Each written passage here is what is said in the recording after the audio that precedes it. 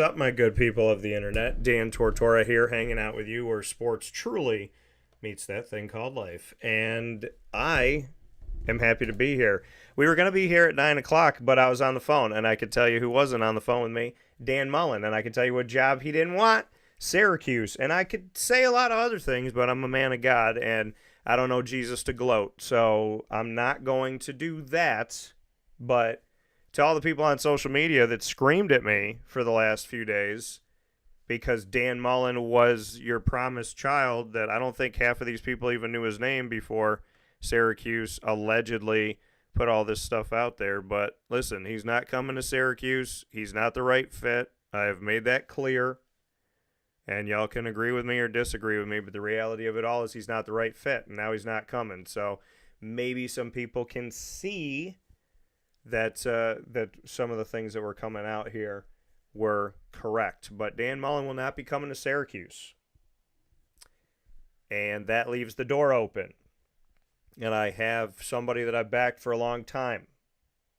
And I also have somebody now that I have gone into speaking more about, and that is with purpose. As I tell you, we never do anything here on the show without purpose and without doing our due diligence. So we'll talk about that. We have a lot of things coming up on this morning of Wake Up Call with Dan Tortora. I thank you all for being here. I appreciate everybody's opinion. When you do two things with it, you justify it and you respect the person that you're talking to. So some of you might have an opinion. Some of you might be going crazy right now. Some of you bought Dan Mullen t-shirts with his face on it and an orange. He was eating an orange in your t-shirt, and now you have to give it to Goodwill and you feel bad today. But inside of Ma and Pa's Kettle Corn and Popcorn Factory, we're going to discuss it all, okay? It's going to be all right. The coach that was never coming here, that's not coming here, you're going to have to get through it. It's going to be okay.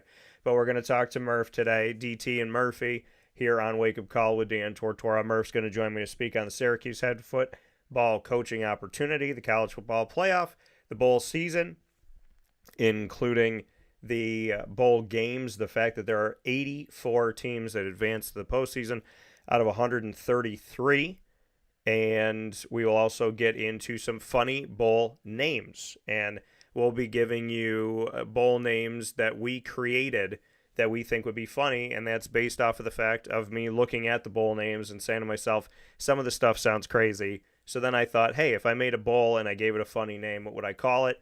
And we'll discuss that today. We're also going to get into the NFL, and we'll round out the show with Show and Tell, where Murph and I will be showing off some sports cards.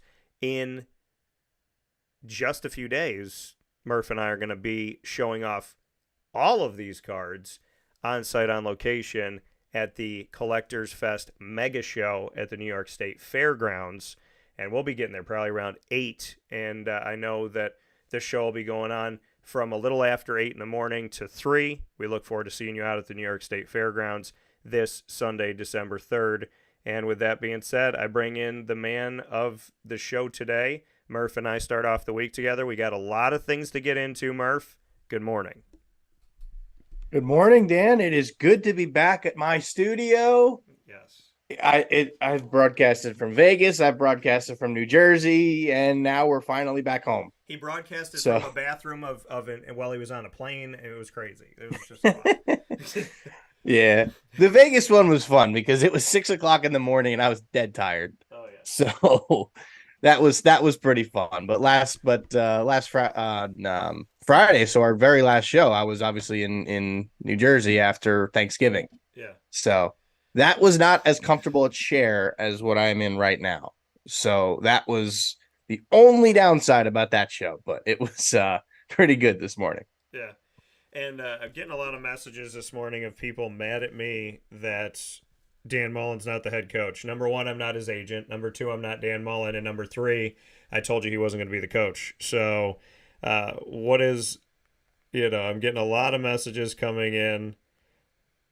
And yeah, I guess people have to yell at someone and they're not yelling at Dan Mullen.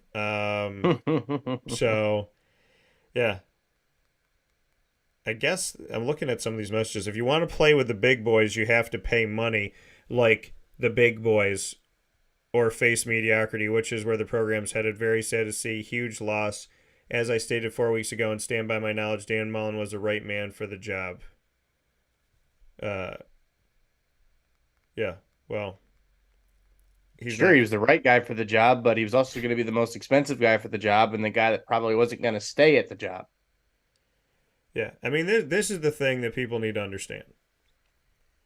Dan Mullen didn't make sense at Syracuse.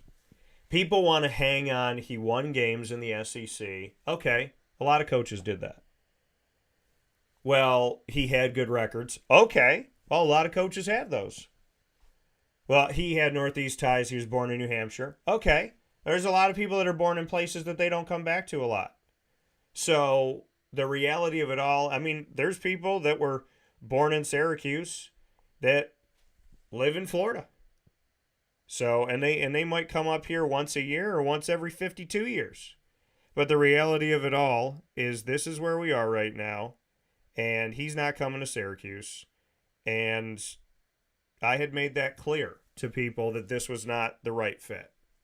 Now, if you're mad about it, don't yell at me. All I did was tell you that it wasn't the right fit, and it wasn't the right fit. Exactly what I had said is exactly what unfolded. This is a guy who I think if he came to Syracuse, would have come to Syracuse for a cup of coffee, and he would have left. And I've talked to people down south, and I've talked to people in the SEC, and they had the same sentiments. They said, Dan wants to be down here, Dan Mullen. He wants to be down here. That was their sentiments. That's what they've shared. So you can either believe it or not believe it, but there's this thing about life where there's truth and there's not truth. And the truth is that Dan Mullen, as I told you, was not going to fit at Syracuse. And even if he came to Syracuse, was going to leave Syracuse to go back down south. So maybe you would have had him for 3 years. But see, people, this is the issue. People get hung up on a name.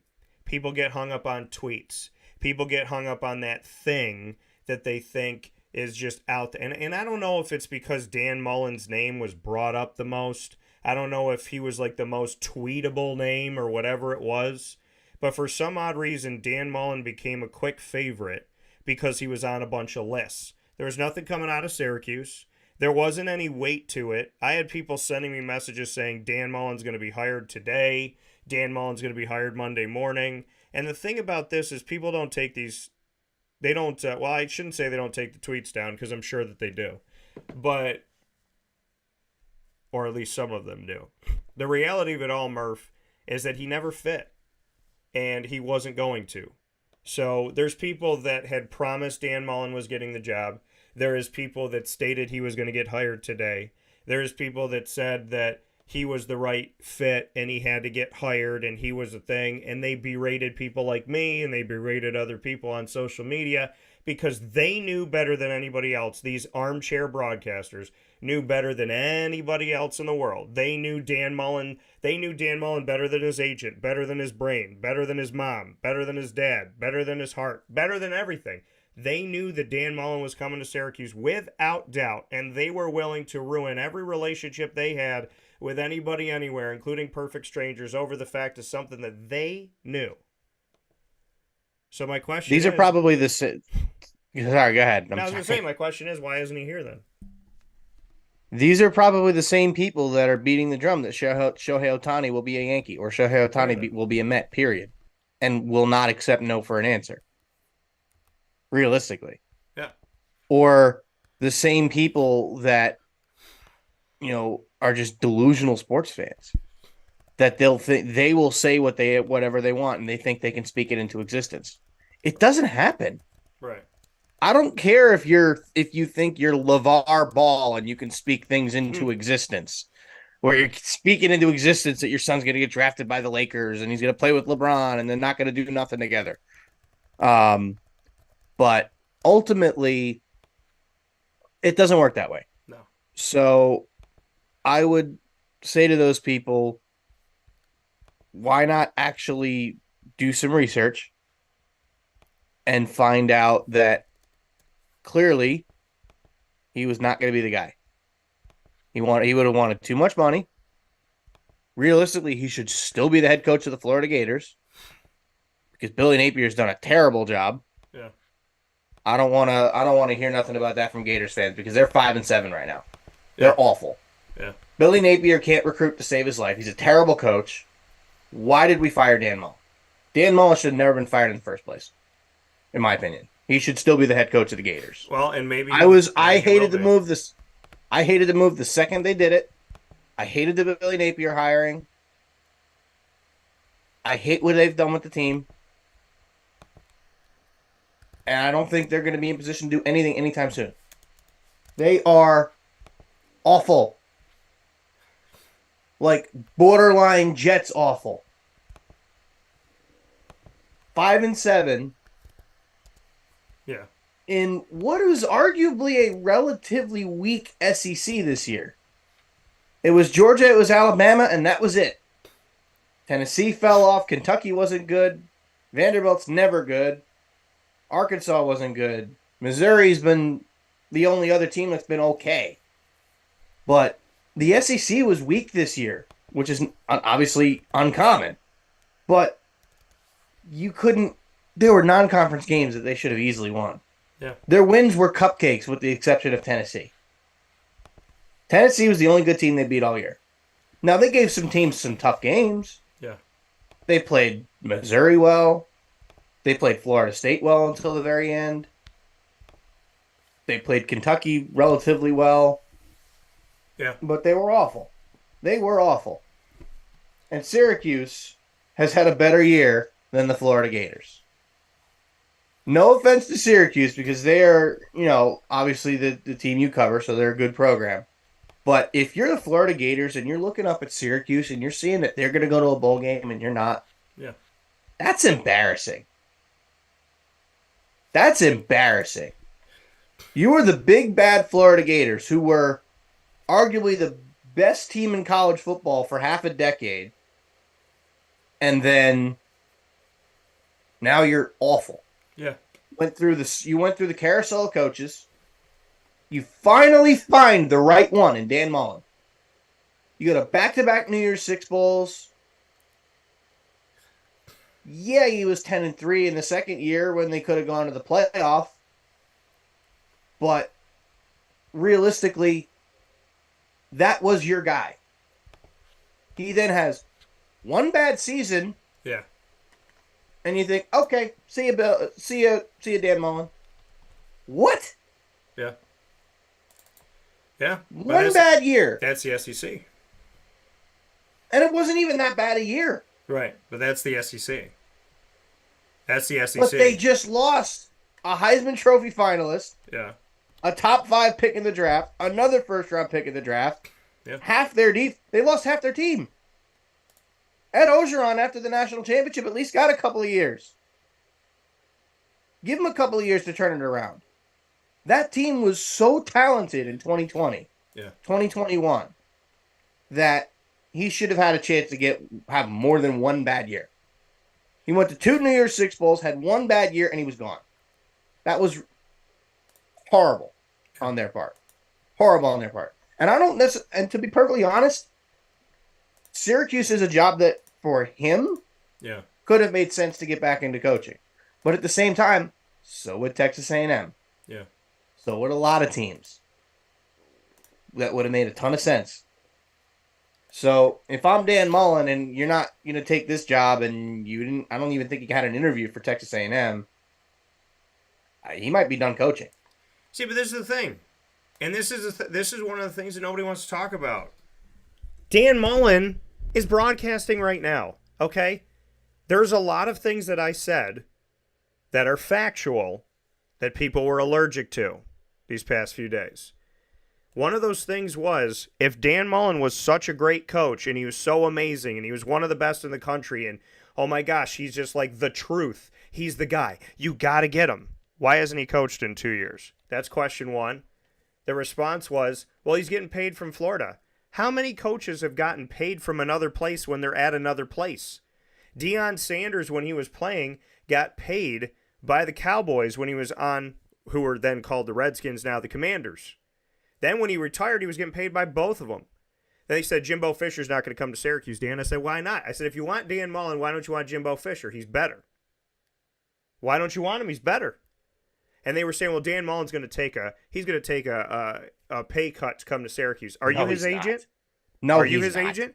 If I was coming Neither to would Syracuse Jimbo Fisher. If I was coming to Syracuse from Florida, if I'm Dan Mullen and I coached at Florida and I made $7 million, you want me to come to Syracuse?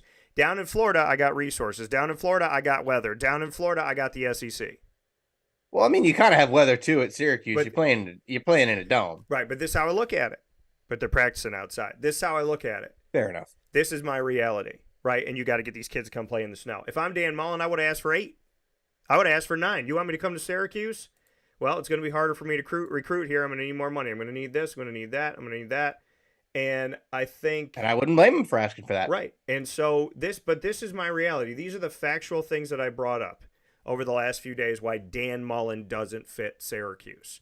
Number 1, if he was such a fantastic coach, he'd still be coaching. Number 2, I don't care how much money he was getting paid. If he was passionate about being a coach, I would imagine he would be somewhere right now. Number 3, why would you leave a broadcast booth where you get to talk about other coaches not doing their job right to become a coach that people can now criticize again?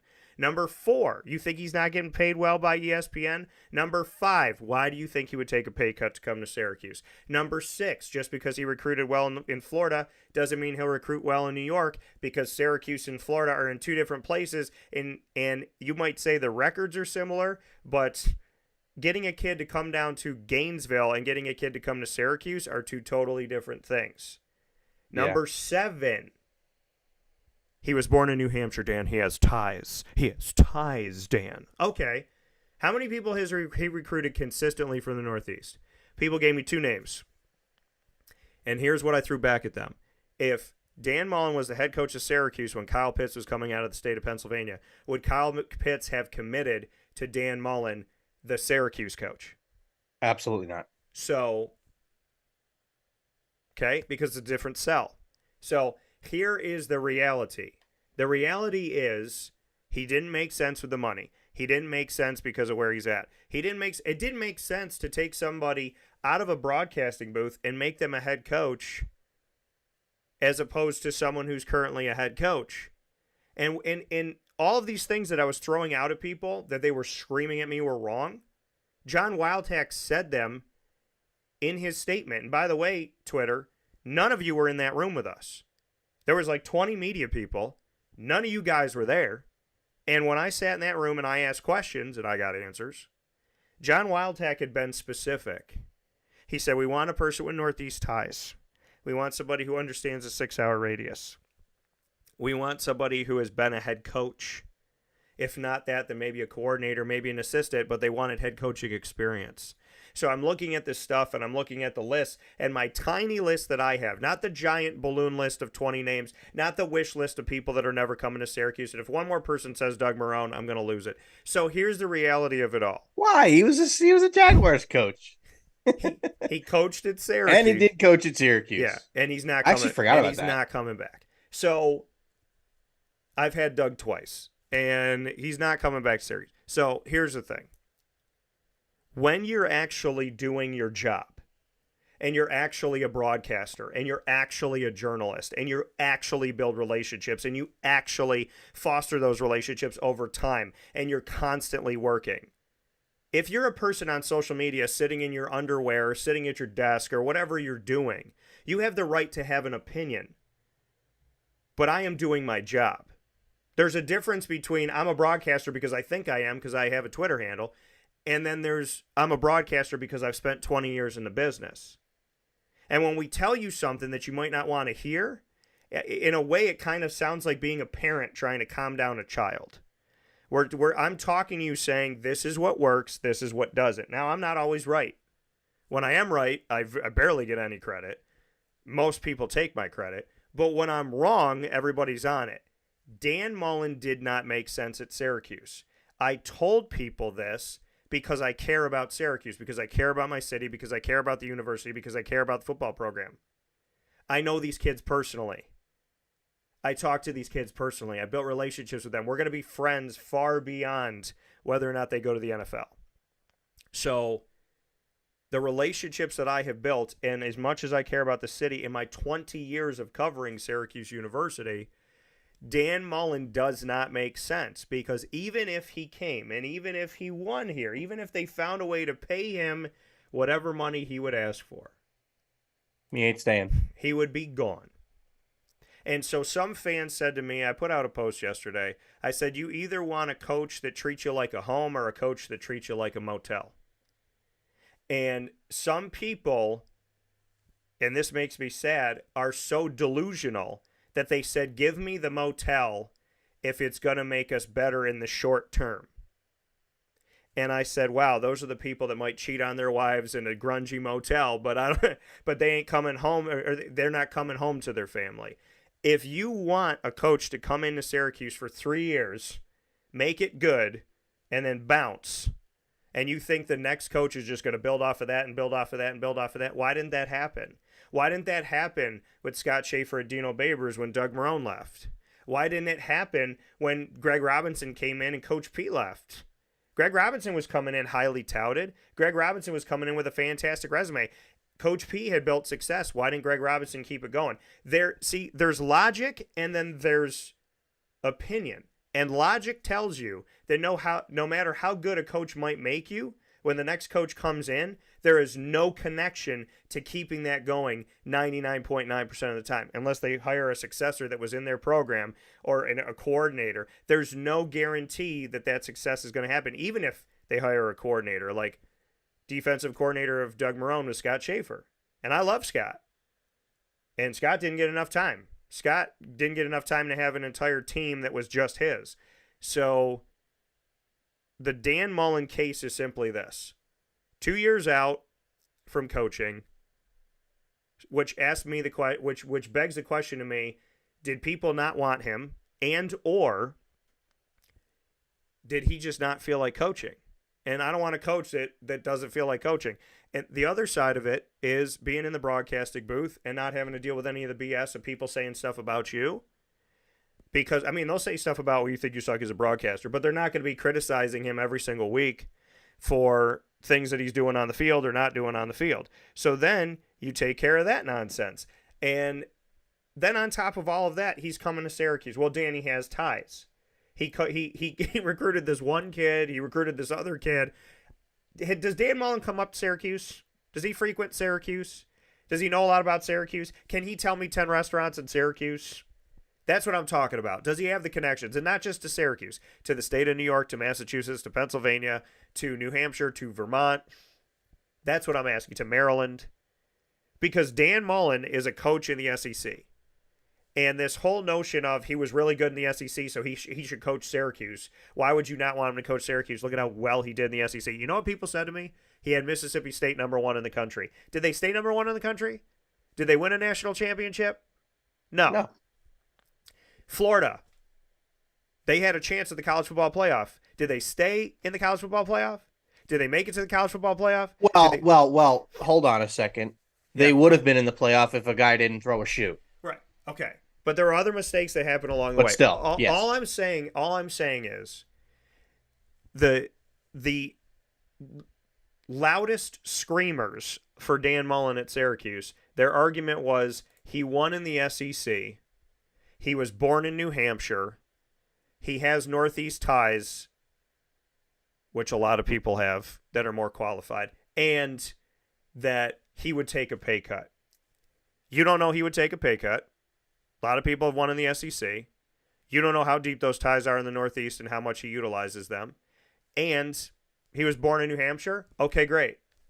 Cool. Some people were born in Italy and they live here now. So should they go back and coach one of Italy's teams? Should they go back and coach a soccer team in Italy? I mean, I can say that my family is from Spain.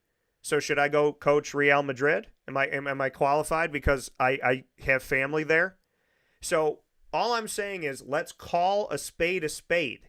There's coaches that make more sense to what John Wildhack said, that make clear that they're in the Northeast, they coach the Northeast, they recruit the Northeast, they have head coaching experience, they understand the 6-hour radius, they may have a connection to alumni, they may not, but the fact and the reality of it all, Murph, is that a bunch of these fans, air quote, they're not fans because a bunch of these people that screamed on social media, they've probably never been to a Syracuse game or will go to a Syracuse game. There's some that have. There's some that do. But what I find really funny is there's thousands of people commenting on the next coach, but the stadium was half empty for the seniors. So if you're going to have all these thoughts about the coach, the least you could do is show up for the kids that are actually playing right now. Yeah. Now, I actually do have a kind of a question for you that occurred to me when you were talking there. So you said the AD was talking about how they want to get someone someone who's local, someone who understands the radius, somebody who has been a head coach before. What about bringing in somebody who was a head coach at one of the Division II schools in the area and giving them the opportunity to have more to recruit with? Because I feel like a coach like that, now I feel like the answer is probably no, but bringing in a coach like that, now obviously Syracuse is one of those programs, obviously in the ACC, where they hover in the middle to the bottom of the ACC relatively consistently. And now, is one coach going to change that? It could, but my thoughts on this were get someone in who's maybe been a head coach at Division II level or even the Division III level. Granted, it's a big step for a Division III coach to go to Division I. But my thought was local guy with ties to the area, local Division II or Division III program that's had success, and giving them the opportunity to have all these resources that they've never had before.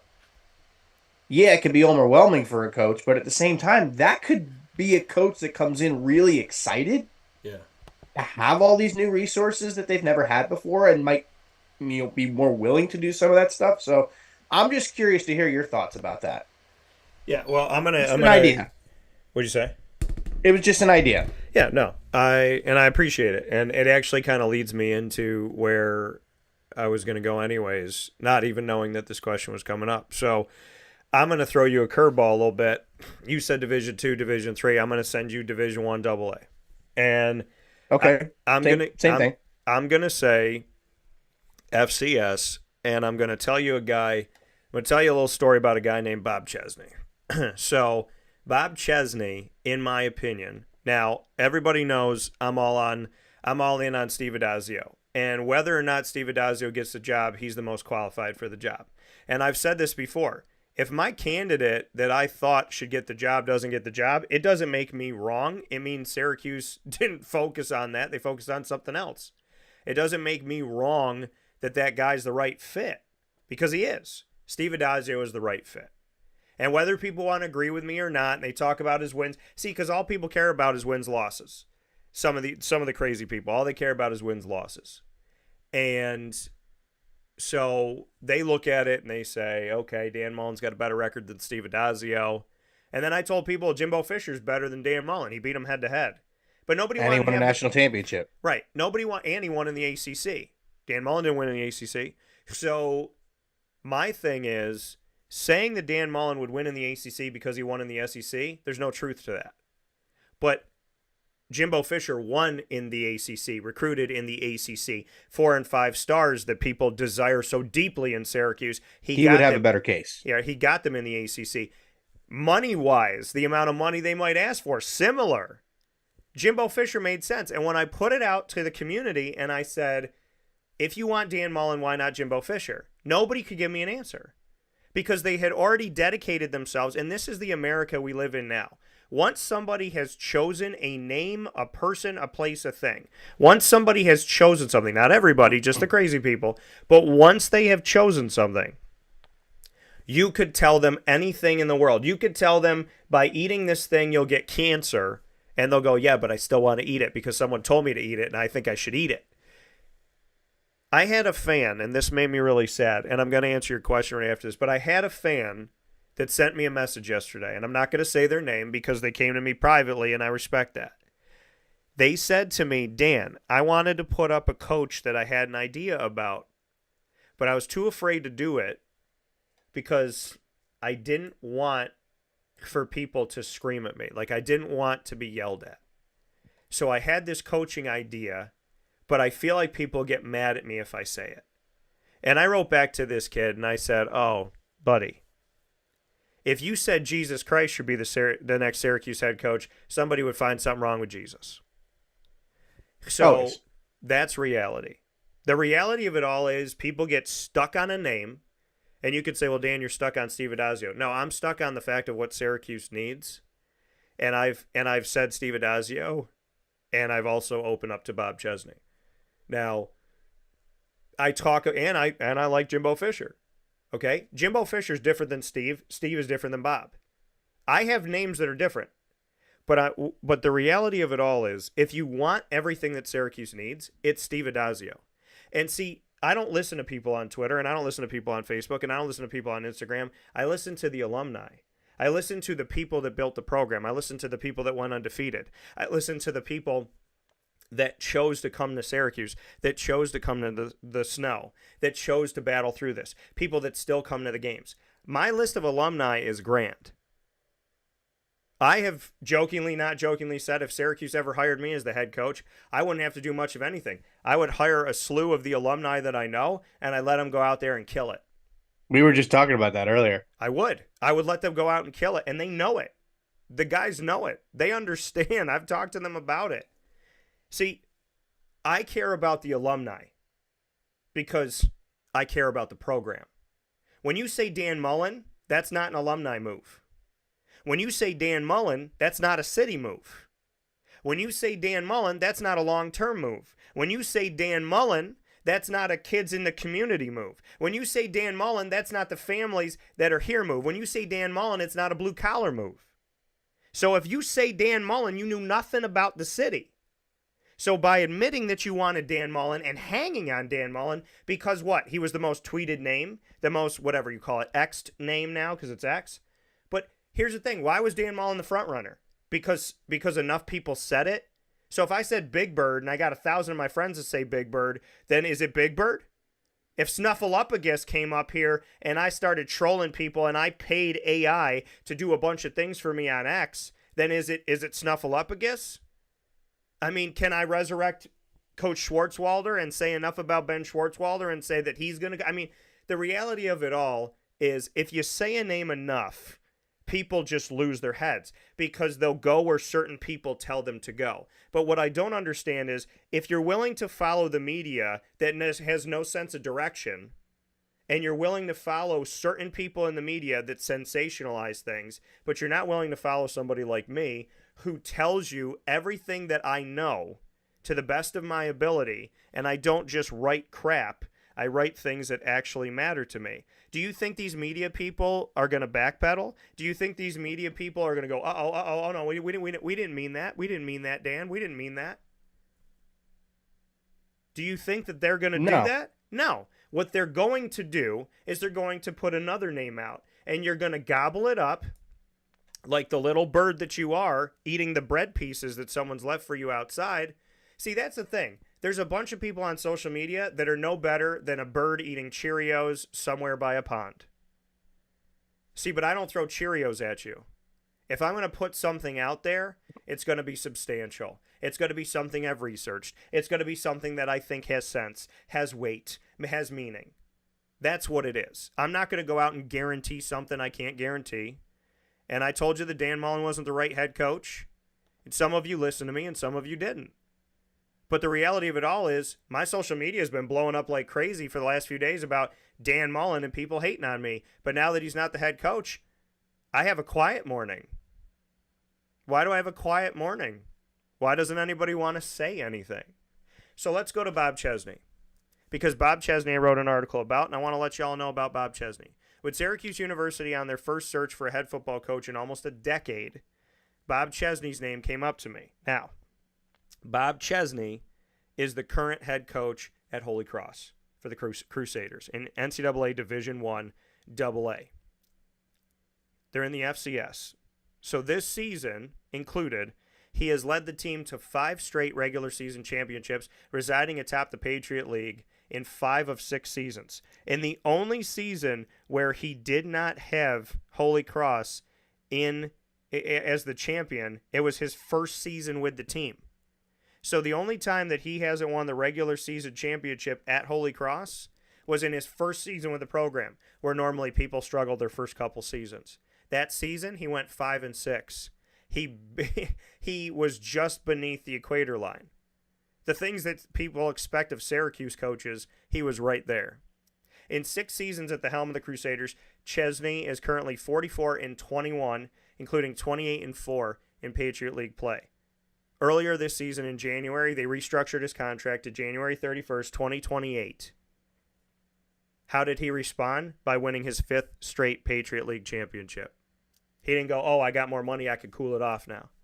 Before coming to Holy Cross, Chesney coached for 3 seasons at Salve Regina from 2010 to 2012, concluding his time there with an overall record of 23-9, including 18-6 in conference play.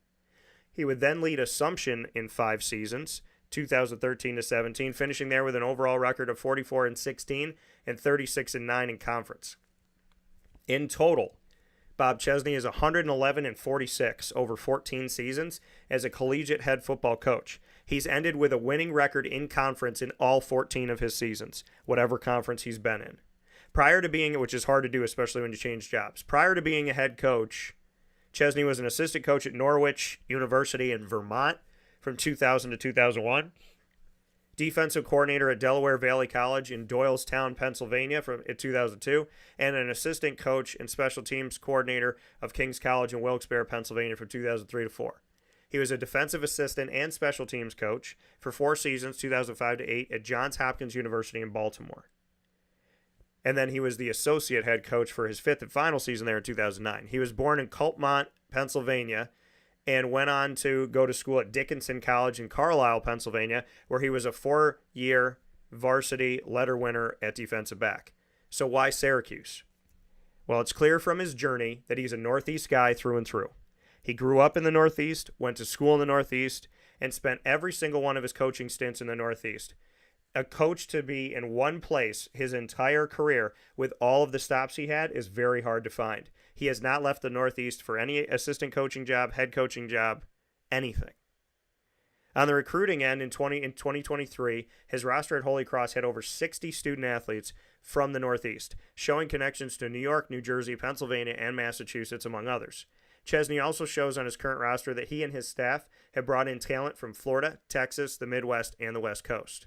So, Northeast ties that John Wildhack spoke about, check. Recruiting in the Northeast, check. Recruiting in hotbeds as well as overall regions outside the Northeast, check. A proven winner wherever he has gone, check. It may be time for Syracuse University to look at that 6-hour radius that I've talked about and John Wildhack has talked about and grab a recruit, a.k.a. Bob Chesney, from that 6-hour radius before this rising star goes above the clouds with another program. Because I'm telling you this right now, and I want you to mark my words. If Syracuse does not go after Bob Chesney, I believe within the next 2 years, a Power 5 school will, and it might be to the demise of Syracuse. It's an interesting story for him. I actually looked up the place that he grew up, and it is about 3 hours from me. So it's out a little south of Harrisburg, Pennsylvania. So it's northeast and everything. But 2 things. One, he didn't answer my question. What did I not answer? I said Bob Chesney. Because you said Division 2 or 3, and I said Division 1 AA. 1 AA. Okay, fair. And second, we actually had breaking news. Yes, sir. While we were gone, while we were going, Panthers fired Frank Reich. Not that it's much of a surprise, but he's gone. He's gone. Back-to-back years that the Panthers have fired a coach in season in their first year. Which is them admitting that they did not make the right choice for themselves, or admitting that there's more of a cultural problem. That's what it sounds like. Yeah. It definitely sounds like it's some sort of culture thing. But let me ask you this. After what we've seen, and obviously we're getting a little off topic here because we'll get back into Syracuse in a second. Yeah. But did they make the wrong decision trading up to get Bryce Young?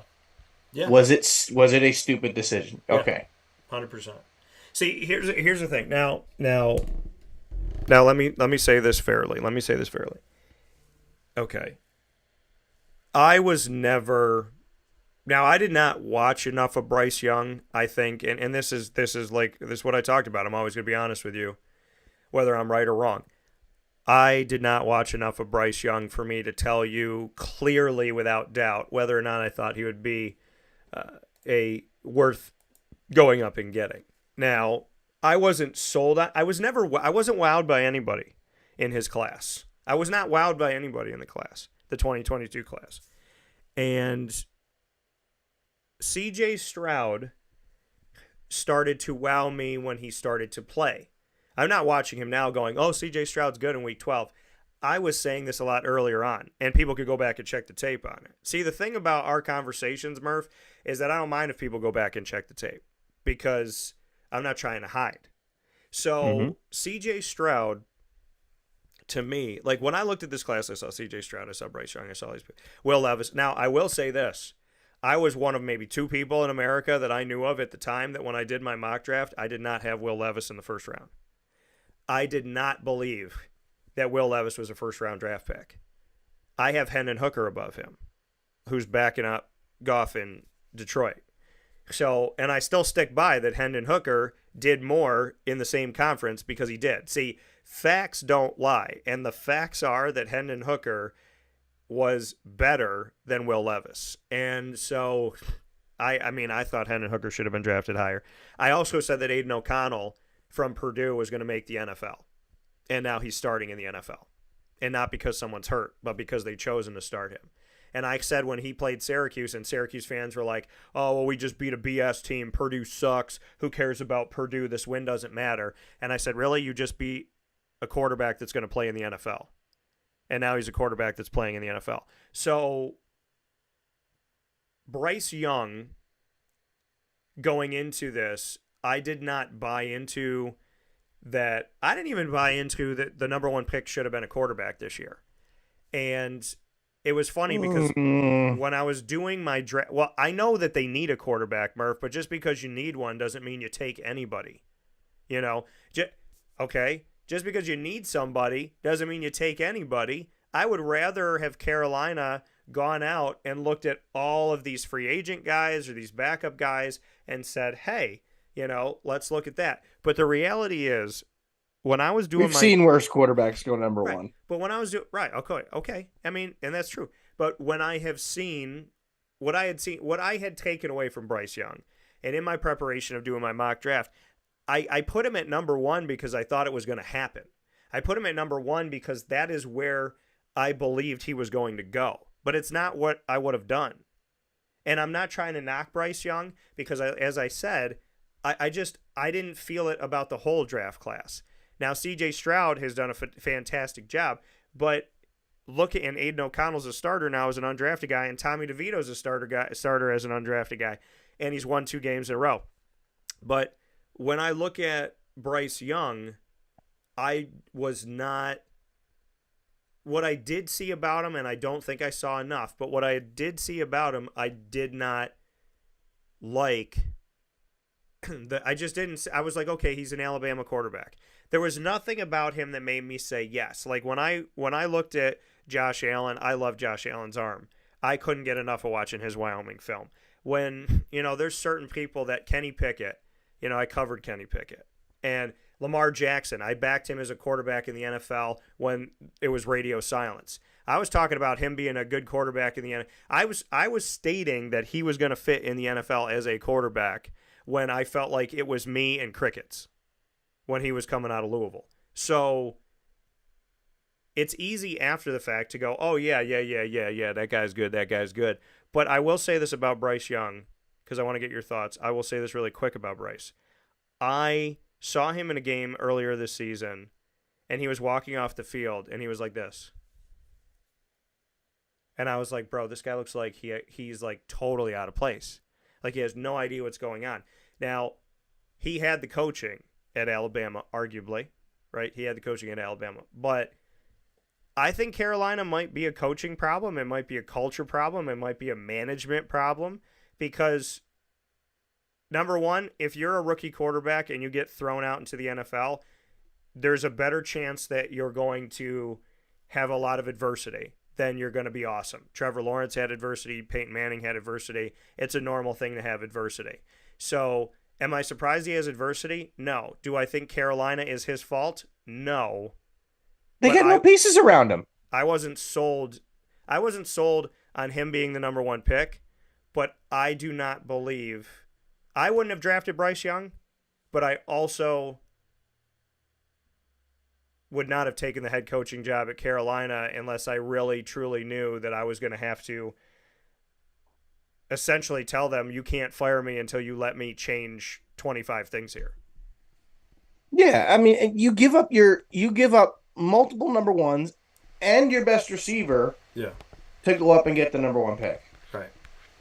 If that doesn't scream desperation, I don't know what does. The Bears made out like gangsters in that trade. Now, are the Bears still going to be, using Justin Fields at quarterback next year? Probably not, because they are going to have the number one pick. Yeah. When is the last time you saw a team trade its first round pick the year prior, go up and get somebody, and then that pick turns into the number one pick? I can't remember a time where that happened. Yeah. I genuinely can't. It makes the Chicago Bears are getting the number one pick for free. Yeah. Essentially. Yeah. So they will have their pick of Caleb Williams and Drake May if they decide to go that route. Because there's starting to be some speculation that they might take Marvin Harrison number one, which I wouldn't blame them one bit, because that dude is a really, really amazing talent. He is better than his father, who was a Hall of Famer. That's the crazy part. And what's funny, and not to bring the Jets into this, but I saw an article, a poll on Twitter.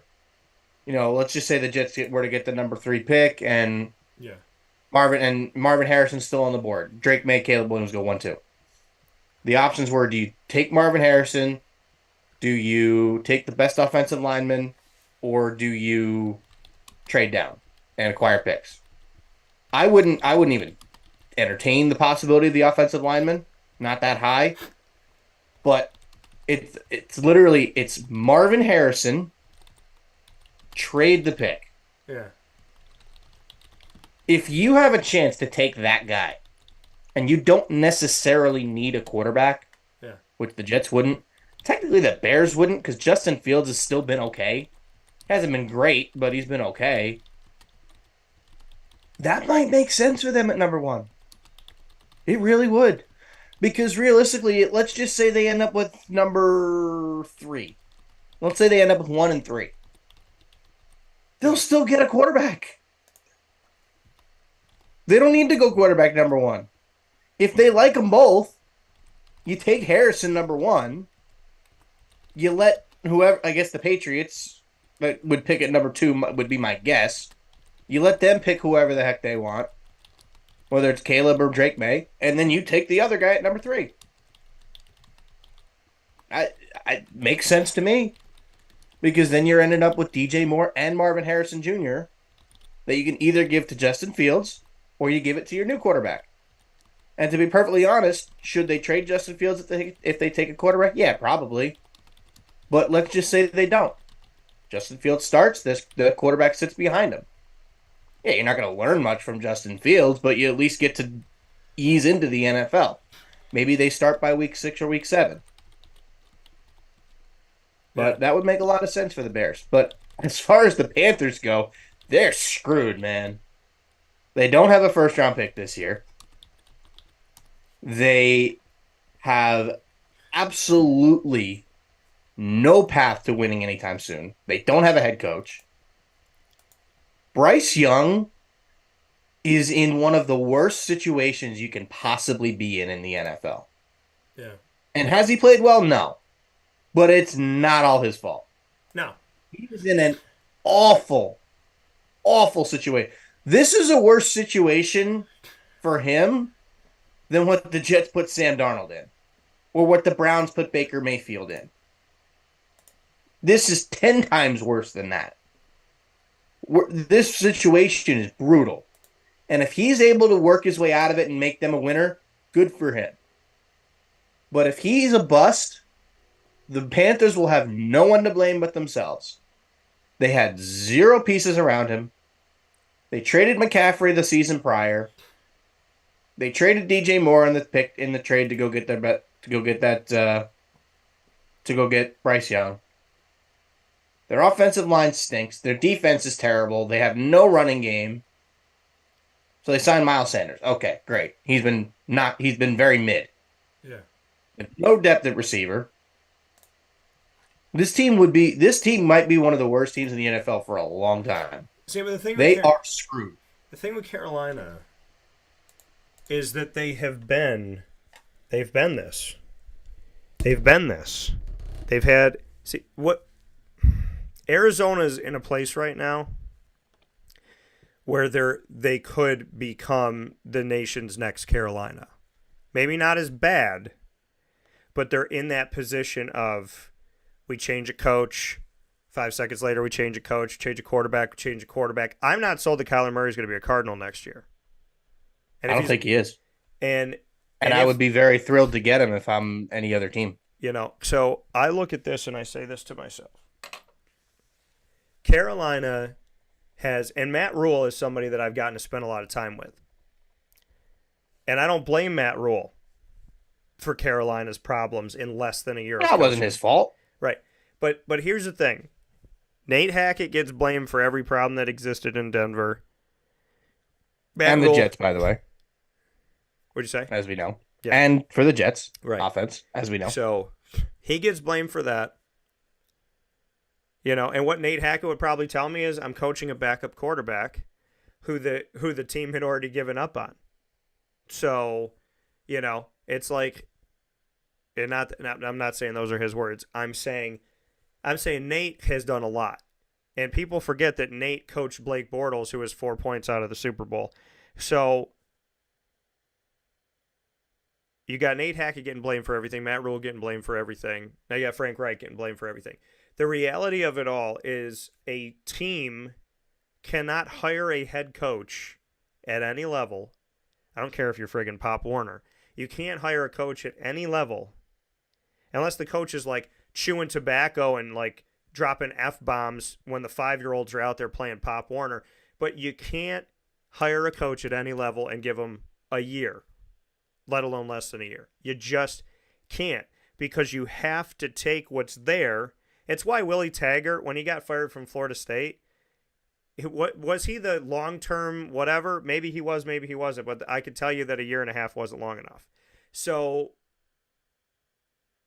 there's these things where there's issues and people get blamed.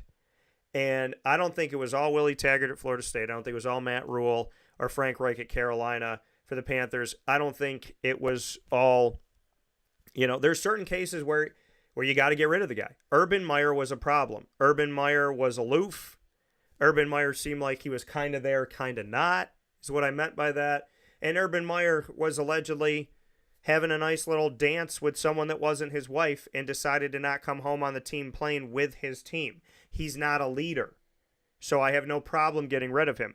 And anybody that wants Urban Meyer to be your head coach, from my experience, good luck. Good luck, honey bear, because, again, social media is sensationalized by certain names. And when you see Urban Meyer, people go, I want Urban Meyer. No, I want Urban Meyer. No, I want Urban Meyer. No, Urban Meyer could be my best friend. No, Urban Meyer is a joke as a head coach in today's America. He won in the past, and I give him credit for that. But now, Urban Meyer is not, he's just not, he wasn't committed. In my opinion. Now, Frank Reich has gone to a bunch of places. In my opinion, he wasn't committed. I'm not saying Urban Meyer. I wasn't with him every single day. I'm saying from my experience, Urban Meyer just...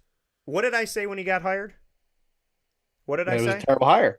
I said, him and I have different morals and values. I don't know how it's going to go. I said, him and I have different moral and value sets.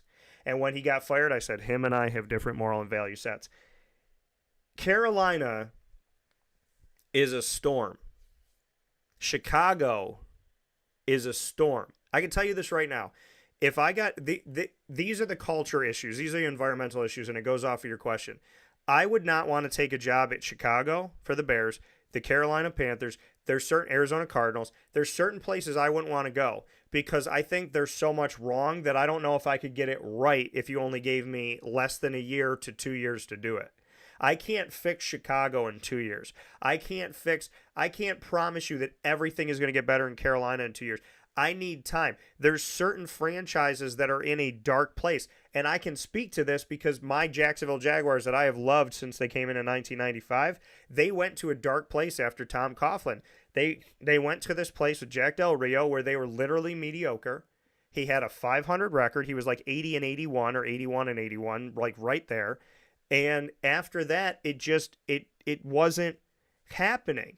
And they would switch and switch and switch and switch. I think Tennessee is going to look at firing their coach, even though I think Vrabel's done a good job. There's people that may get fired this season that are not necessarily doing a bad job. Can I say something about Vrabel real quick? Yeah.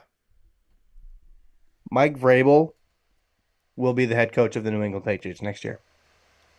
That's my hot take. Okay. I don't Whether he gets fired by Tennessee or not, I don't hate Belichick's probably done. And he will be the coach of the Patriots next year. Mark my words. I don't hate it.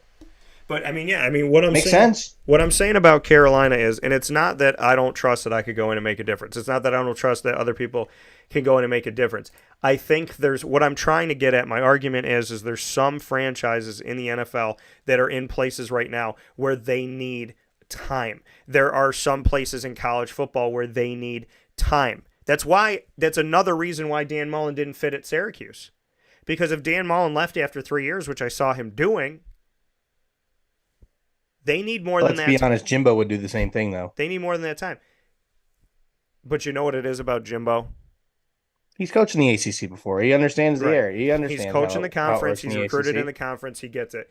Jimbo. People said to me, "Jimbo's never going to happen, Dan. Why'd you even put him in the like?" When I put Jimbo out there, they were like, "Yeah, okay, Dan, whatever," and they pushed it to the side. When It's a candidate that, might not happen, but it's a big name that actually made some sense. Right.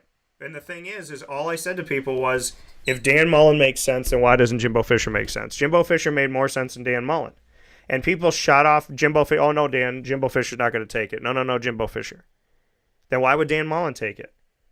You're looking at two people, but see, Jimbo Fisher won a national championship. Jimbo Fisher beat Alabama within the last few years when they were number one in the country. Jimbo Fisher knows what it's like to go up against Dan Mullen and beat Dan Mullen at the game of football. Jimbo Fisher recruited in the ACC. Jimbo Fisher brought 4 and 5 stars to the ACC. Jimbo Fisher knows how to win, and he did it in Florida, and he has the ties in Florida. And if you're so obsessed with Florida, well, who did better in Florida? Jimbo Fisher at Florida State or Dan Mullen with the Florida Gators? So Jimbo Fisher. Okay, so he beat him at everything. So what are we talking about? Well, he costs more. Dan Mullen costs a lot of money too. Well, he'll take a pay cut. I don't think he'd cost more than Dan Mullen. I think they'd be about the same. What I find fun, and I think you could both $7 million. Partially because he's getting $76 million in his buyout from Texas A&M. Well, and that was the other thing is people were like, "Well, Jimbo Fisher should coach Syracuse for free," and I was like, "You're on drugs. No. Like you are on so many drugs right now." And it just you may not need to give him $10 million a year. No, but he could probably get away. I don't see why he wouldn't take 7. But this is the thing to me. This is the thing. Why would a coach, whether or not people don't get this about making money. People that are making money aren't trying to make less money. So I have almost 20 clients right now. If I had a 21st client come up and say, "Dan, I want to triple what everybody else is paying you, and I want to join," why would I be like if they're a good fit, morals and values are there, I can do it with my time constraints and all that stuff, why would I say no? You know what I mean? What do I go to the rest of my clients and go, "You guys don't have to pay me anymore because I'm getting 3 times the money from this client"? No, you add the money in and you build your business. Like, it doesn't make sense to me that Jimbo Fisher, oh yeah, well, he's making money from this investment, right? They invested in him. He's making money off of that. Why would he not go somewhere else and make money? He's got $77 million in the bank. That's fine. It's going to come over time. Why would he not? He didn't just get $77 million. And why is he not going to keep making money? The man's going to keep making money. He's going to keep going out there making money. He's got more money now that he can live 5 lifetimes with. That doesn't mean he's not going to try to get to 6 lifetimes. That's reality, folks. Understand the game. When you are a head coach in college football, and you get paid and they cross each other, you don't call Florida and say, keep the money, I'm at Syracuse now. Absolutely not. That doesn't happen. What you say to yourself is, okay, Florida's giving me $7 million, Syracuse is giving me $5 million, I'm making $12 million. So that's how they make it work. That's how they make it make sense. So to get back to Carolina, I think Carolina is a giant problem. And the reason why I said I don't think, like, as an example, I was like, I wouldn't want to go there unless they want to give me more than 2 years, because living through the Jacksonville decade of just tough times, it takes a lot. It takes a lot. Like, you have to bring in the right people. When Jacksonville made it in 2018 to the AFC Championship game, before that game, I was in Pittsburgh. I wrote an article about Jacksonville and who they had on the team. They had 6 years of draft picks over 40 players that were not on the team. So I said what they were admitting there was, we got to the AFC divisional round game without 40 people that we spent money, time, and energy on. So they had it was like not admitting, but admitting that we drafted wrong for 6 years. And we had to get rid of all of those people to get to the AFC divisional round game. So It takes time. It doesn't happen overnight. And I think with Carolina, now that I've seen another head coach in the middle of the season, like you had mentioned, you see all these quarterbacks that have come through Carolina. It's not just Bryce Young. They've had Andy Dalton. They've had P.J. Walker. They've had Cam Newton come back for 5 minutes. They've been doing all this stuff. When I see your quarterbacks change and change and change and change, and I see your wide receivers change, and you're not getting the ball out to wide receivers that might be talented enough to do something with it. And to put it to you like this, Christian McCaffrey looked like he was washed up in Carolina. He went to San Francisco, and he's one of the best players in the NFL. So when you switch your jersey and all of a sudden you look like a different person, or he looks like he's 10 years younger, Christian McCaffrey leaving, that's a telltale sign of how well he's doing right now. You look at all the quarterback changes, all the coach changes. Carolina has a deep-rooted cultural, environmental problem. And I would caution any head coach to take the job that if they expect you to fix it like they expected Rule and Reich to fix it, then you might as well just make plans to do something in November, because you're not going to be coaching in the NFL. Yeah, makes sense. So I want to get to the bowl season. We got to take a step aside, though. Murph and I are going to be, and we're going to be talking about Syracuse throughout. A lot of good stuff coming up. It's already 10:27, and I feel like we've spent 5 minutes and talked about like two things. We're going to take a step aside for a fast break. Show goes by quick when we're having fun. A lot of stuff on our minds, and Murph and I will be back right after this on Wake Up Call with Dan Tortora, where sports truly meets life.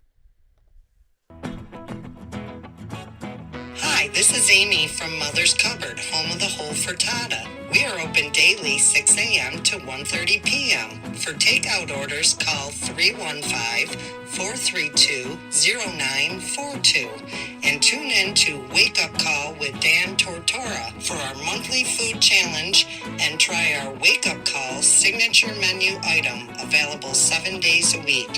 Here at Mother's Cupboard, we are Central New York, and it's our honor to serve you. Ma and Pa's Kettle Corn and Popcorn Factory remind us that every day is worth celebrating at 201 7th North Street in Liverpool, New York. Open Monday through Saturday in-store and always online at maandpaspopcorn.com. Serving our Central New York community and beyond, order anywhere, anytime at maandpaspopcorn.com. Stop in to get a tin at Ma and Pa's on 201 7th North Street in Liverpool, New York to get your half-price refills for the rest of your life. Come to Ma and Pa's for your holiday gift giving for family, friends, employees, and clients. And remember, for fundraising and events, to call 315-450-6272. That's 315-450-6272. Ma and Pa's Kettle Corn and Popcorn Factory. How corny are you? This is Jimmer Sikowski, owner-operator of Chick-fil-A Cicero, 7916 Brewerton Road in Cicero, right in front of the Home Depot. I had a deep feeling that God wanted me to do something bigger with my life and to help people, help others. I kept putting Chick-fil-A in my life, and I realized as I was going through the franchise selection process that positively impacting the lives of others was really core to what we do here at Chick-fil-A. First of all, it starts with the food. The food is brought in fresh daily. We bring in local produce. We prepare to order in the kitchen. We hand bread our chicken. We hand spin our milkshakes. It's great food. It doesn't taste like fast food. I think the second thing is the way people feel when they come in a Chick-fil-A restaurant. It's different. We try to treat people with intentional kindness here, which is very different and deeper than good customer service. And so I think it feels remarkable for most people to come in a Chick-fil-A restaurant. And then lastly, the impact that we try to have in the community is very different. It's a big part of the expectation of every operator of a Chick-fil-A restaurant is that they're actively engaged in their community, they're a leader in the community, and they're making a difference. When they realize that what we're striving to do is to shine a little light in their life, that's a very, very different experience than you will have in any other quick service restaurant. And it's that remarkable experience that I think people will emotionally connect with. Welcome back here to Wake Up Call with Dan Tortora, where sports meets that thing called life. Appreciate you being here, hanging out with us every Monday through Friday from 9 a.m. to 11 a.m. Eastern Time. I can tell you that we're going to go over today. I just know it. So with that being said, we're going to jump into some things that are coming up here. A lot of conversations, college football playoff, bowl season, Syracuse's coaching search, and the NFL. We've spoken on a bunch of those things here. But before we go to any of that, Murph, I would love for you to share with everyone that you had a good poker day, and I would love for you to tell us how that went, since I can openly admit I don't know what I'm doing when it comes to poker. So, Yeah, I know I told you that we didn't have to talk about this. This is just, I happened to go play a session last night. yeah. I had a card show that went, reasonably well. For Black Friday weekend, that was very helpful, and the fact that there was a couple of people that spent a decent amount of money with different people. So I played, got down to about $160, $175, something like that at one point. Mm-hmm. Lost a couple of big pots, and then I ended up getting dealt, I think it was ace king of clubs, and ended up making a full house. Basically took somebody's whole stack doing that. That was a $200+ pot, and then a couple of hands later I got dealt pocket aces, and hit I was worried about him having a set, having three, because he had pocket nines. I was worried about him having three nines. I made some big bets, and he came along and called, and because he had a straight draw, and he missed the straight draw on the river. So I ended up putting him all in. And as soon as he's thinking about it, I'm thinking, yeah, I'm good. Like, I have the best hand. And then he calls and flips over the nines. I'm like, aces. That was a $200 or $300 pot, so that was kind of nice too. And table was phenomenal. We had such a blast. Some really really awesome people that I got to spend some time with. I stayed a decent bit longer after I won those pots because the cardinal rule in poker is you don't get up from the table after winning a big pot.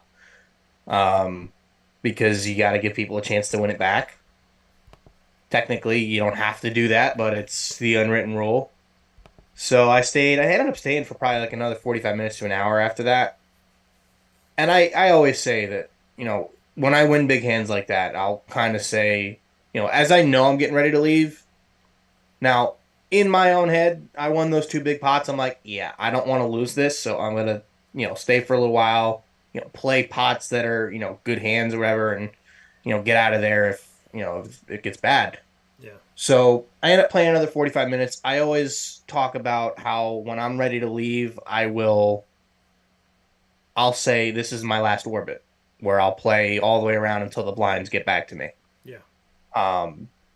And in that case, if you do win a big pot during that time, you have an out. where I said, I already said this was my last orbit. I'm leaving anyway. Yeah. Just happened to win a big pot. Whatever. It's only happened to me once. I've also lost a big pot in that case. Um, but I played a couple. I played a couple of hands in that last orbit. Didn't really do much. I ended up winning. I think it was 340 or something like that.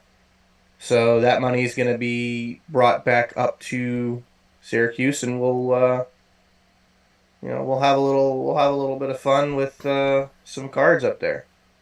Give me some spending money. Yeah, no, I'm happy for you. I'm proud of you.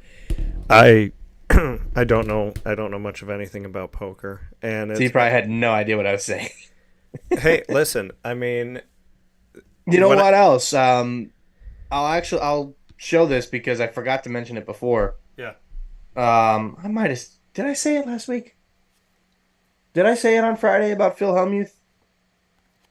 I don't remember. I don't think so. I don't think so either.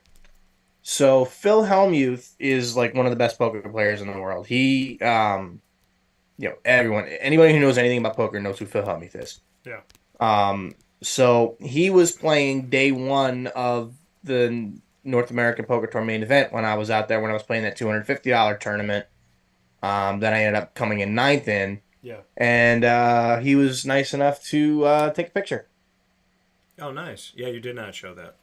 I did not say. Yeah. Okay. So yeah, it's pretty cool. But yeah, he was super nice guy.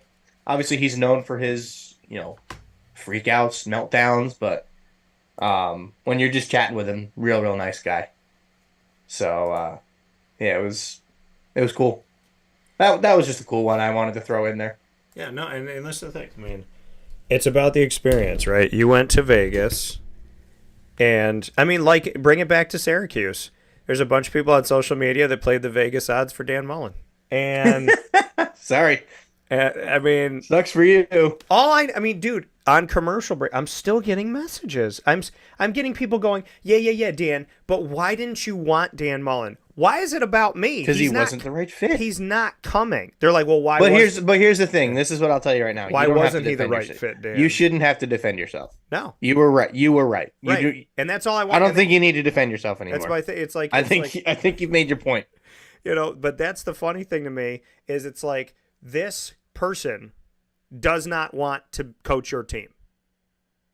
Clearly. Doesn't want to coach your team.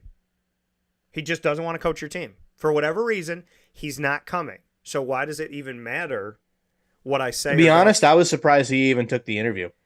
To be honest, Murph, I am surprised that Syracuse fans grabbed onto his name tighter than anybody else.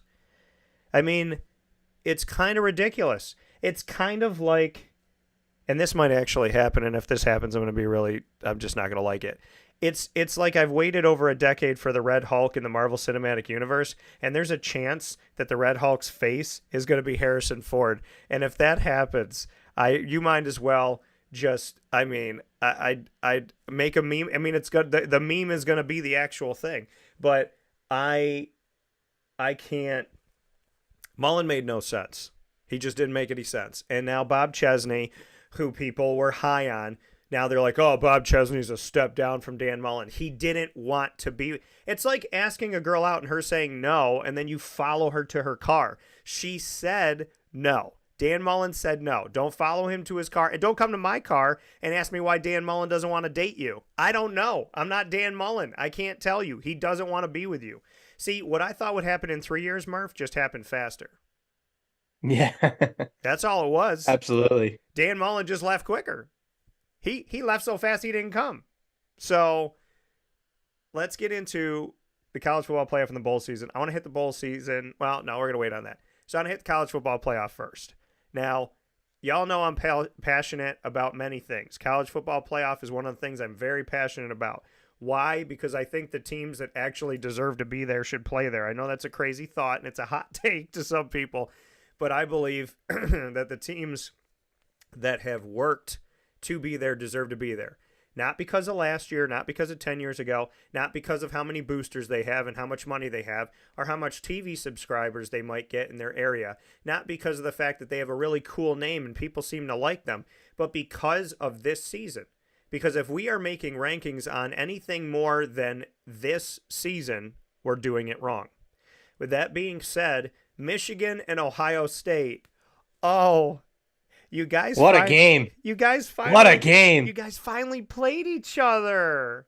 Oh my gosh! Was it nice to just like walk through the candy cane forest all the way to this game? Was it nice to just kind of sit here with the gumdrops and the plum fairies and all this fun stuff to get to where you got to today? I don't know how to describe their season other than the fact that it was Willy Wonka in the Chocolate Factory, and their biggest threat was that somebody ate a piece of gum, turned into a giant blueberry, and rolled in their way. They haven't had a threat until this time. And no, I did not plan on saying that. That happened in a moment. Funny. When I talk about Michigan and Ohio State, it just comes out of my body. But now, Michigan's playing Iowa. Michigan is playing Iowa in the Big Ten. It out a lot, and I want to give you love where love is due, because you made it, and everyone's talking about everybody but you. So keep doing what you're doing. Here's the thing. Georgia, and I said it before, I'm going to say it again. Georgia is in the college football playoff, even if they lose. Michigan is going to be in the college football playoff because the college football playoff can't have a college football playoff without a Big Ten team, because, I don't know, they'll have to owe everybody something. And I don't know what it is. I don't know. I mean, it's like an oil company backing a politician. No matter what, you have to take care of them. So Michigan will be in the college football playoff, because if the committee of the college football playoff took off their suits and their dresses, we would see that there's a Michigan emblem on the back. So you forgot about Alabama. Well, I'm not. I think the Alabama emblem's on there more so than Michigan. Oh, but I'm about to hit you with some knowledge right now. This is what's going to happen, in my opinion. And I said this weeks ago. Georgia is going to be in. Michigan's going to be in because they can't help themselves, and I'm talking about the committee. Washington and Florida State both okay, if it was up to me, here's my curveball. Alabama plays Georgia in the SEC championship. The SEC is the best conference in football. Alabama and Georgia will play each other. Georgia's undefeated. If Alabama, who has one loss, and everybody wrote them off when they lost to Texas, if Alabama, and that was weeks ago, and they've won every game since then, if Alabama beats Georgia and they both have one loss, then Georgia and Alabama deserve to be in the college football playoff. And then if Washington wins out, I would put them in. And if Florida State wins out, I would put them in, which leaves the Big Ten out. And people say, oh my gosh, Dan, how could you leave the Big Ten out? Because the case is simply this. Georgia, Alabama, Washington, and Florida State have played way more than Michigan has played in 2 years. Not in 1 year, in 2 years. They've played garbage poop schedules. They don't play anybody out of conference. They play at home for a year and a half. And when they finally play in the Big Ten, the only ranked teams they play are Penn State and Ohio State, who are ranked way too high. Why? Because it's Penn State and Ohio State, and everybody's on the jock when it comes to committee time. It seems like most people are on the jock of the Big Ten. If I want the most deserving teams, I'm telling you this right now, Washington and Florida State win out. They deserve to be there. They're going to try to not put Florida State in because... Which is BS if they try Jordan to do Travis, that. Because he's not playing. They're going to try to do that. They're going to punish Florida State because their quarterback has an injury. And what I would question about them is, would they do that to Michigan? Would they do that to Ohio State? Absolutely not. They wouldn't. So Florida State, Washington win out, they're in. If Alabama beats Georgia, they're both in. That's your four. Those are your four best teams in the country. Michigan is not, and Ohio State is not. Ohio State is out right now. Michigan is going to be out because Michigan's 12-0 is a BS 12-0. And Georgia and Alabama, for everything that they've gone through, and Florida State, who had a tough non-conference schedule, and Washington, who's coming out of a tough pack. Florida State did. They played LSU. But LSU's not good. Listen, LSU held it throughout the year. They might not be great this year, but LSU, to me, I would rather play Michigan than LSU. I would rather play Michigan than play Kentucky on the road. I would rather play Michigan or Ohio State then have to go through Georgia and Alabama and trip up games like Arkansas and some of those other teams that are out there. I would rather play Michigan and Ohio State than have to play Tennessee every year. So the reality of it all is, do they send individual talent to the NFL? Without question. But they have an unfair advantage. They're set up, they're ranked in the top 4 at the beginning of the season, and if they win out, they stay in the top 4. The only reason why Ohio State's not in the top 4 is because they have a loss, but they're in the top 6. Ohio State fell to 6. They didn't fall out of the thing. They fell to just outside of the thing. But my argument is, if Alabama wins and them and Georgia have 1 loss and Washington and Florida State are undefeated, they all deserve to be there. And I'm sorry, Michigan, you don't deserve to be there. Well, let me ask you this. What about Texas? What if they win the Big 12? Well, and that they beat Alabama. That's the other curveball. If they beat Alabama, which they did, and if Texas wins the Big 12 with 1 loss, even if Alabama beats Georgia, Texas deserves to be in over Alabama because they beat Alabama. Head to head. You want to put them both in? Fine. Mm-hmm. If that scenario plays out, I think Georgia's out. Because then you have to put Alabama in if that's the case. And if you put Alabama in, you have to put Texas in, which knocks out Georgia. Because an undefeated Washington and an undefeated FSU are going to be in. If anyone tries to say that Florida State and Washington at undefeated record should not be in, you're on drugs. And I'm sorry to put it that harsh, but you are on drugs if those 2 undefeated teams don't belong in. No, because they would rather put a 1-loss team in the Big Ten. This is not a shot at Cincinnati at all, because they deserve to be in when the year they made it. If Cincinnati, out of the American, went undefeated and made the playoff, how are you going to leave out a Power 5 undefeated conference champion? How? You can't justify it. No. I don't care what else happens the rest of the year. If Georgia loses, FSU and Washington need to be 1 and 2. Period. That's the way it needs to be. Because you got 2 Power 5 teams who won their conference championship and 1 undefeated. They are in, period, bar none, no matter what. If the committee leaves either one of them out, they will never live it down. If Florida State does not make the playoff, because it's not so much Washington they're talking about Florida State. Yeah. If Florida State does not make the playoff after going undefeated, did they play a kind of a weak schedule? Yeah. The ACC was not very good this year. Sure. But they don't control what their schedule looks like this year. They don't choose when they're going to be really good. It happens. The years they play really good teams, yeah, maybe they're not as good. But they're undefeated. They had whatever schedule they had. They went undefeated, and they won the conference. I do not care that Jordan Travis is hurt. Yeah. I hope he's okay. That was a gruesome leg injury. If you haven't seen it, I don't recommend it. It was not pretty. But if they aren't in the playoff, there will be uproar. Yeah. And there should be. And the College Football Playoff Committee and I have disagreed every single time except for one time. And that is because they did not go on the criteria of that year. You know, they went on the criteria of we know who we want to put in and we will make... See, what people need to understand about the College Football Playoff is they will make every excuse for the teams they want in, and they will put up every wall for the teams that they don't.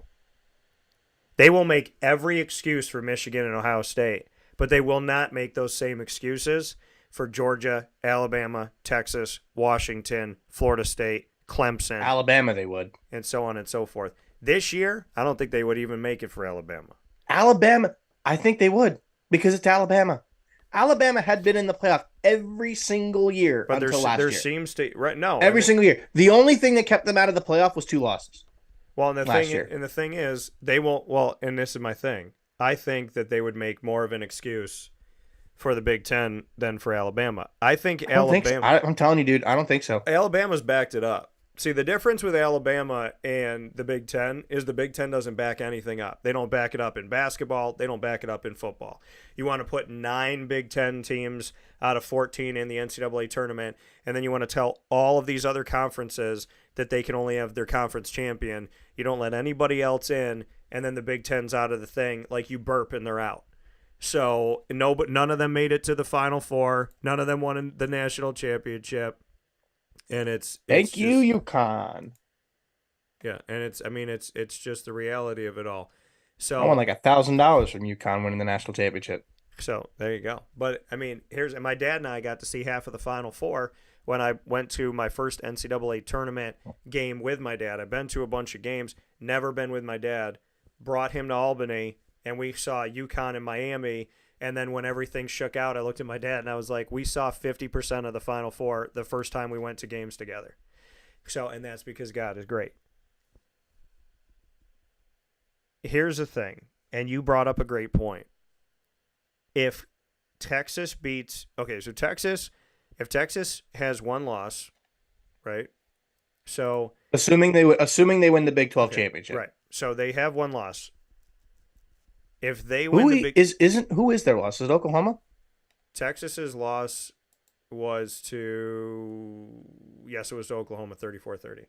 So Here's the thing: if Texas wins the Big 12 championship, and Alabama wins the SEC championship, now you have Texas beat Alabama, who beat Georgia, which is your rationale. Yes. I'm going to hit you with something that the committee did one year that was diabolically ridiculous. Alabama didn't play in the SEC championship. Auburn and Georgia played. Auburn beat Georgia, and earlier in the season they beat Alabama. Auburn was the only team in America to beat both of those schools.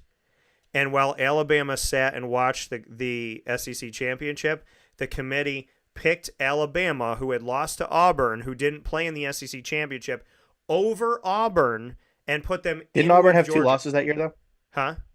Didn't Auburn have 2 losses, though? I don't care. I'm looking at the head-to-heads. I'm looking at the fact of saying, let me put it to you like this.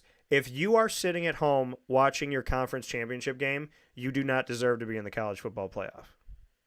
If you are sitting at home watching your conference championship, you do not deserve to be in the college football playoff. You don't. You don't. It's reality. How do you? Okay, look at basketball. Basketball, if you win your conference tournament, you go to the NCAA tournament. In football, if you lose your conference tournament, you might get in, but you're talking about you don't even play in your conference tournament and you get to get in? No. And that's why in the new model, they said the 6 conference champions get in. The top 6 ranked conference champions get in. Well, wait a minute. And wait a minute. 6 at large. With the Pac-12 dissolving. Yeah. Now there's not 6. Now there's only 5. Right. So they would either have to move somebody up, because now the American's in there. So now they would have to move somebody up, like the Sun Belt or somebody. No, I think they'd probably just stick with the 5. Stick with 5. And then they would have 7 at large, which is actually better. But that starts next year, right? Supposed to. But this is if they could figure this out. But here's the craziness of it, and this is why Willie Fritz is not coming to Syracuse, people that think he's leaving Tulane. He didn't leave Tulane for Georgia Tech. He's not leaving it for Syracuse because next year he would be in the college football playoff. And for the last 2 years, he would have been in the college football playoff, arguably. So at Tulane, which he built into a team that I would not want Syracuse to play right now. So looking at, and if you're asking me why they beat Caleb Williams and USC in front of my face when I was at the Cotton Bowl, when you look at and watch their quarterback, Michael Pratt, in the NFL, but your argument has a case. I don't know if you're going to win, but your argument has a case. Now, I say I don't know if you're going to win because I misspoke, and this is where I'm going to say I'm wrong, and this is where I tell people that it's okay to do this. The Big Ten and Alabama have an unfair advantage at the college football playoff. I misspoke. It's the Big Ten and Alabama and a 12-0 or a 1-loss Notre Dame. All of those Oh yeah, have forgot about an that. unfair I completely advantage. forgot they existed. Because well, you know what? It's easy to do that because they're never what people say they are. So Notre Dame, or I should say in the last 20 years, they haven't been what people said they were. And this is not me saying anything crazy. It's me saying reality. Notre Dame started the season ranked in the top 5. Where's Notre Dame now? And how many losses do they have? They have 3 losses, and the committee will not take them out of the top 20. Tell me that. Riddle me this. They will not take them out of the top 20 with 3 losses. Liberty is 12-0. They're 4 spots below them. James Madison's 11-1. They're 24. We look at SMU as 10-2, playing in the AAC championship. They're 25. All of these teams are below Notre Dame because the reality is, and this is where if you don't believe me, just look at reality. Notre Dame has 3 losses. They shouldn't be in the top 25 in the college football playoff. They're number 16. They're number 16. Why? Because their name is Notre Dame. That's the only reason why they're there. You can't tell me any viable reason while they're there. Let me tell you who Notre Dame beat this year. Unranked Navy, unranked Tennessee State, unranked NC State, unranked Central Michigan. They lost to ranked Ohio State. They beat a ranked Duke, who was 17th in the country at the time, lost to ranked Louisville. They beat a ranked USC, which I will give them credit for that. That was a big one. Beat an unranked Pitt, lost to an unranked Clemson, beat an unranked Wake Forest, and beat an unranked Stanford. So their big time win that they can gloat about is USC. But then do we ask the question, was USC ranked too high? Because they beat USC, who was ranked so high, but USC has wins over unranked San Jose State, unranked Nevada, unranked Stanford, unranked Arizona State, unranked Colorado, unranked Arizona. They lost that game to Notre Dame. They lost to a ranked Utah. They beat an unranked California, and they lost to ranked Washington, ranked Oregon, and lost to UCLA. So with all due respect, Notre Dame's win over USC looks like poop because the only games that USC beat this year are unranked teams. So again, I think the only argument for Notre Dame is that considering they're still independent, did they say that's going to change? Have they talked about them going to the ACC permanently in football? They could talk about it. If they go anywhere, they're going to the Big Ten. But they don't need to go anywhere. They get 100% of the money. Yeah. So the only thing with Notre Dame is if they are still independent, they can still load up their schedule. Yeah. That's the one thing about Notre Dame is. Now, it didn't happen to be that competitive this year because of the teams that they played at the wrong times. Right? USC ended up not being as good. They did play Ohio State. They played, relatively tough competition, which they typically do. Yeah. Notre Dame's the one team. Now, I'm not for a second gonna say that they're, they deserve to be in the top 20 because they don't. They don't. But the thing about Notre Dame is they do consistently play a relatively tough schedule. On paper. Because they can play anybody. On paper.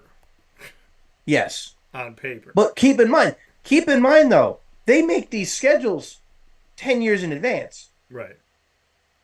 You can't predict who's going to be good and who's not in 10 years. Coach, right. But you also can't give them the benefit of saying that they're good when they're playing these teams. I didn't say they were good. No, I'm not. But I said they play a tough schedule. What I'm saying is we can say it's a tough schedule.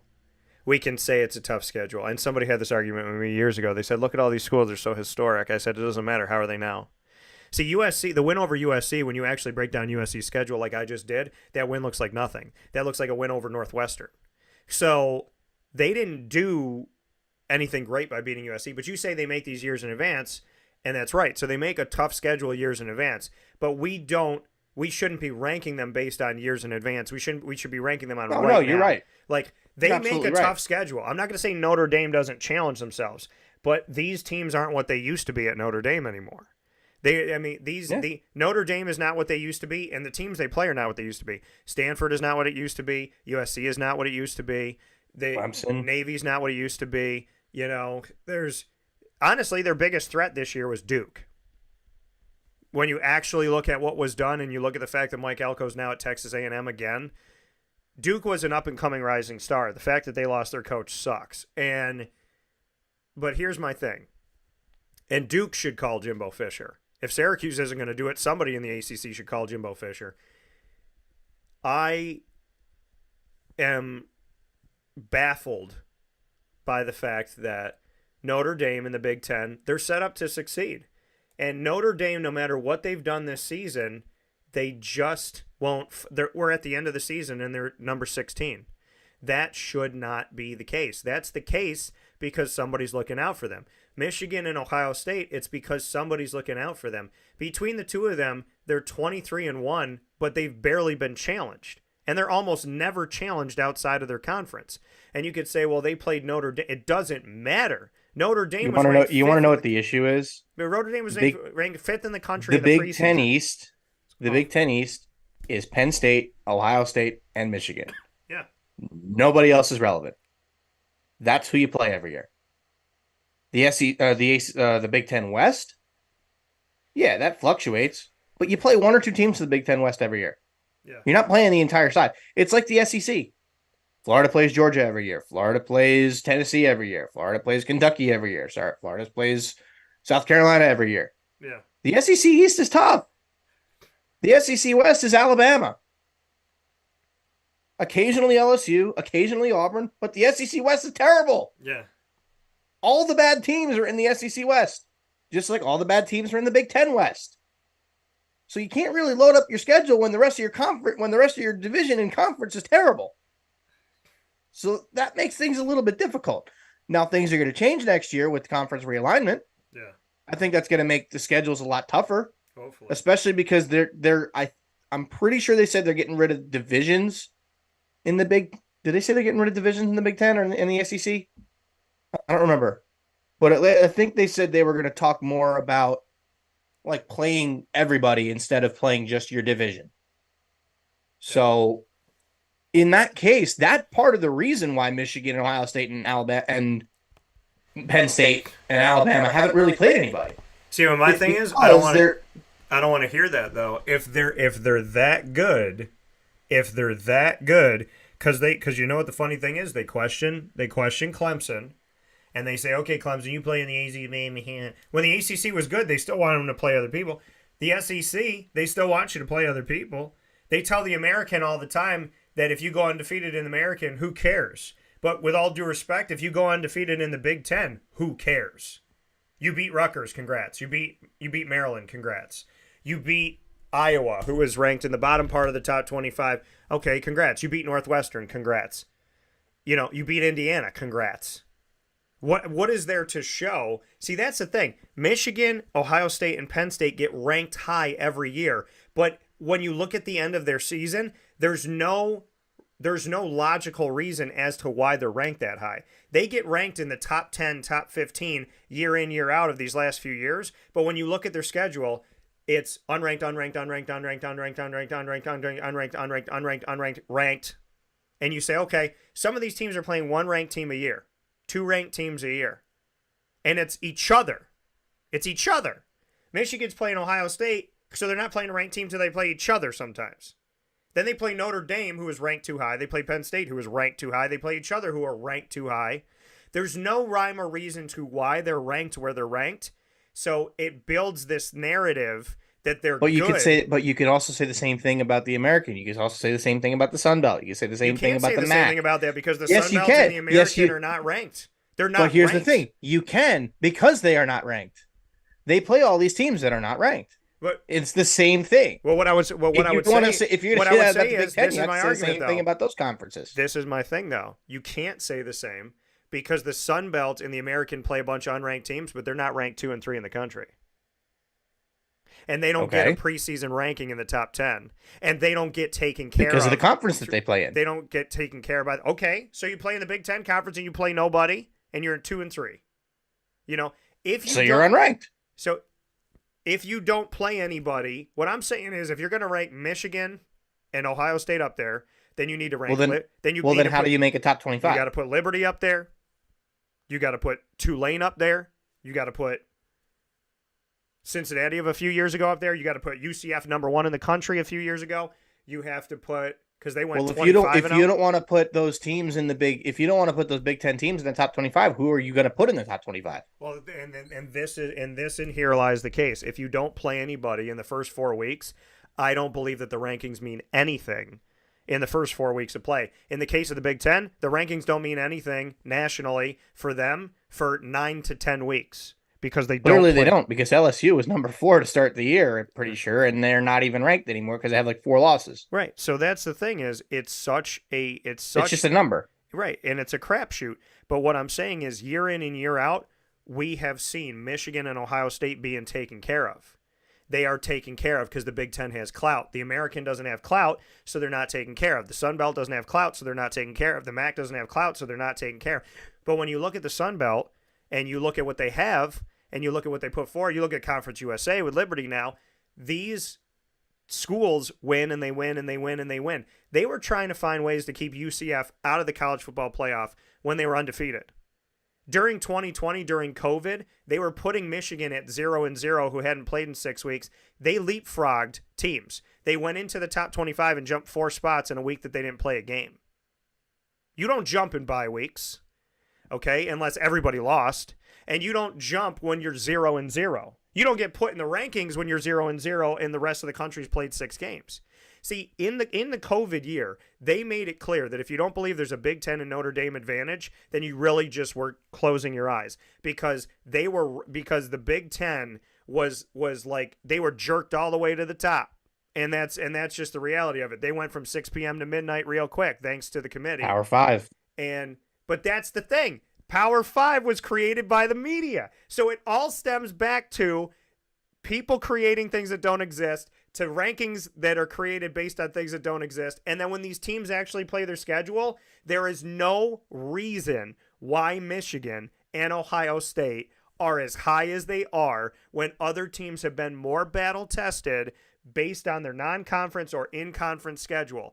I would rather see Oregon than see Michigan. I would rather see Washington than see Ohio State. I would rather see Georgia and Alabama than Michigan and Ohio State together. Michigan and Ohio State have proven something throughout the entire college football playoff.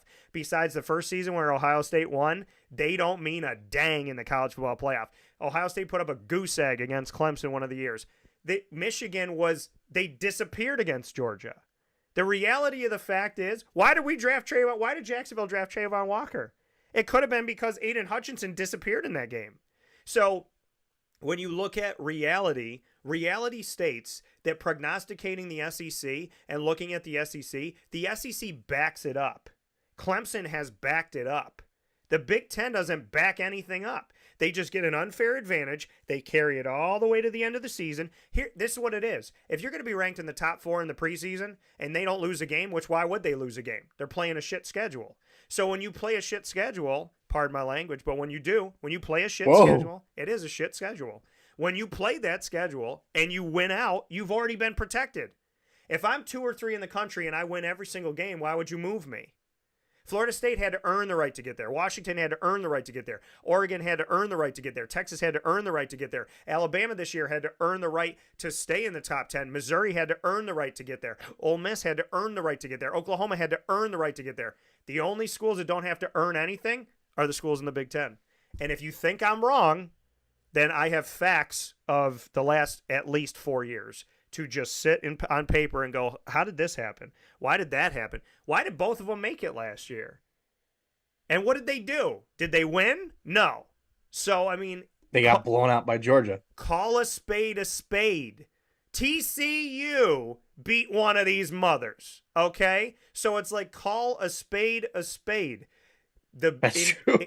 TCU was terrible this year, and they weren't very good last year either. TCU got blown out by Georgia, but before they got blown out by Georgia, didn't they lose by like 40? The game was over in like the first quarter, man. Yeah, I remember watching that game. I'm like, holy, like this is the national championship game. But here's the thing. Really? But here's the thing. Let's go back to TCU that year, okay? TCU. We go back to 2022 when they were ranked second, okay? We go back to TCU and we take a look at it. They beat Michigan in a shootout 51-45, okay? And then they lost to Georgia 65-7. Oh my God. So, but okay. But what is that? What does that I think that say? tells you how freaking good Georgia was last year. But what does it state? What does it state? It states that there are teams that are better than the Big Ten, but the Big Ten's protected. And then when they beat those teams almost every single year, whoever beats those Big Ten teams ends up getting beat by the SEC, because the SEC is the best conference in America. They are the best conference in America. And if Florida State can keep it going with my guy Mike Norvell, which I believe they can, then the ACC's got two schools unless the SEC takes them, like I prognosticated for over 2 years. So I don't think they will at this point. Isn't the ACC adding? They're adding schools from Pac-12, right? And I'm going to put this out here right now. Okay, they're adding Cal, they're adding Stanford, they're adding SMU. SMU I've covered for a decade in the American. SMU, I love y'all dearly. They're not taking any TV money for almost a decade just to join the ACC, which was a desperate move, which I think is the wrong move. Secondly, I think something's going to happen before Cal and Stanford get in. There's a part of me, and less of me believes that now, but something inside of me is like, I just can't see it.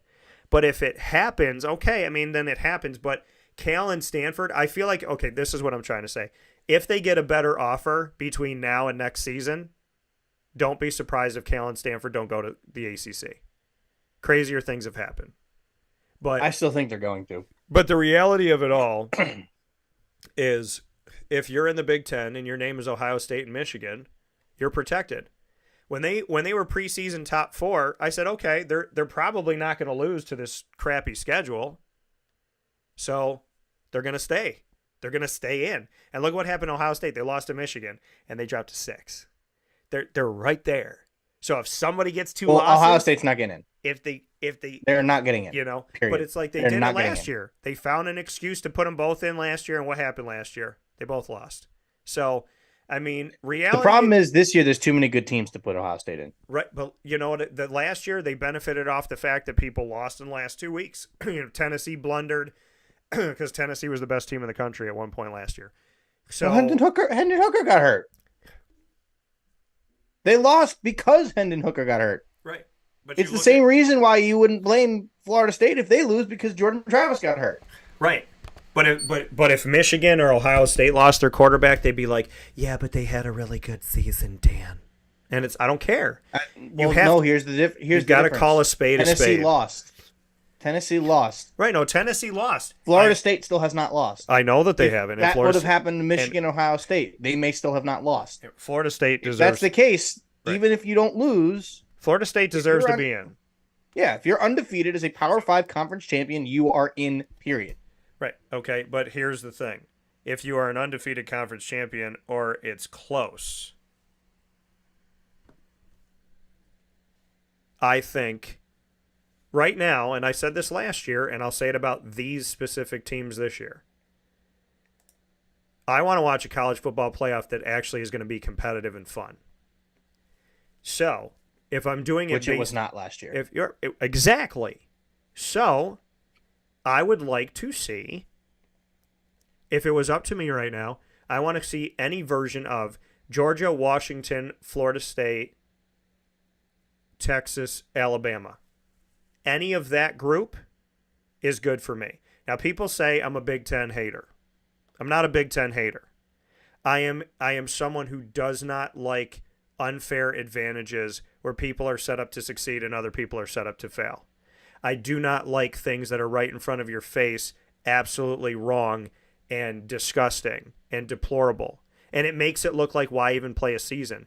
It has gotten to the point where I said in this year's preseason, mark my words, if Michigan and Ohio State win out, they'll be in the college football playoff. And look at where we are. Michigan's won out. Ohio State's got a loss. Michigan's not only in the college football playoff, they're number 2. They're number 2 over Washington. They will probably be number 1. They're number 2 over Florida State. Right, and they will. They'll be number 1. When the rankings come out tomorrow, they will be number 1. Right, and I'm going to throw up in my mouth. So, I mean, it's reality. The reality is, if you are set up to succeed and you are given little to no roadblocks, you're going to succeed. There are enough people on that committee, allegedly, that will make excuses for the Big Ten, that will not make the excuses for the Pac-12, the Big 12, the ACC, the SEC in certain cases if you're not Alabama, and will not make excuses for any of the other conferences, including the American Athletic Conference. So reality is reality. Michigan and Ohio State, good for you guys. You're set up to succeed. That's wonderful. But to us that actually want 2023 to matter, it's not fair. So if 2023 matters, then I would rather see a rematch of Alabama-Texas than most of this other crap that we could see. Yeah. But I'm going to tell you right now, and I'm honestly rooting for this. I'm rooting for 4 undefeated teams in the playoff. I am rooting for Georgia, as much as it kills me to say it, being a Florida fan. I'm rooting for Georgia. I'm rooting for Alabama. Boo this man. I'm rooting for Florida State, and I am rooting for Washington. I would love to see those 4 undefeated teams make the playoff. They're undefeated conference champions in the in a Power 5 school. Yeah. Oregon would be losing. What conference am I missing? The Big 12. Texas would obviously be left out in that scenario. Yep. But it would be simply because they have a loss. Right.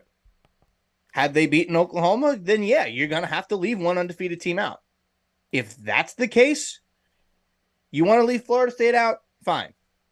If you're going to leave Florida State out because there's 5 undefeated teams and you have to pick someone to be out, okay. Then you can justify leaving Florida State out. But the fact that Texas has a loss, and I'm going to go on a limb and say it, I fully expect to see 4 undefeated teams. I really do. And in order, it was probably going to be Michigan, Georgia, Washington, and Florida State. That would be the top 4. So FSU would play Michigan. Yeah. And Georgia would play Washington. And out of those 2, it'll be Georgia, Michigan. Because Washington's not beating Georgia. And unfortunately, without Jordan Travis, FSU's probably not going to beat Michigan. Yeah. So it would be Michigan and Georgia, and I think Georgia would blow their doors off. And so, yeah. And win their 3rd straight. Yeah. And then none of us are any better for watching this crap. So yeah, if in the end Georgia wins anyway, yeah.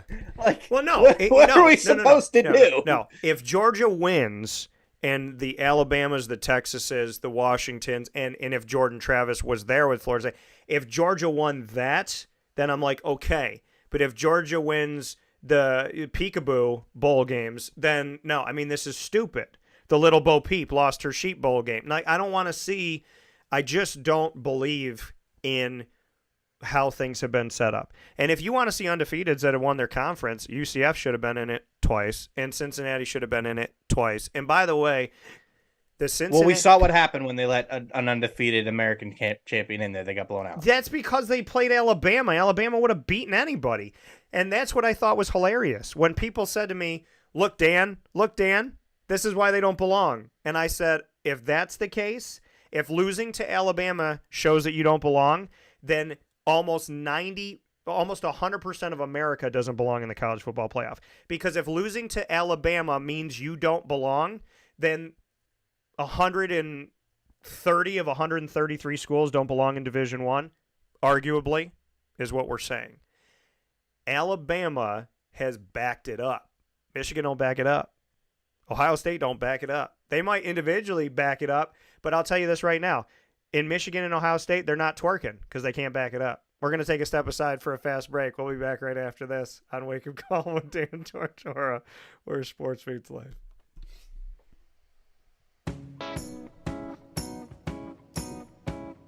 In these unique times, there are those in our community that give us a sense of normalcy and positivity. Pizza Man on 50 Oswego Street in Baldwinsville has been here for you for over 35 years and is here now.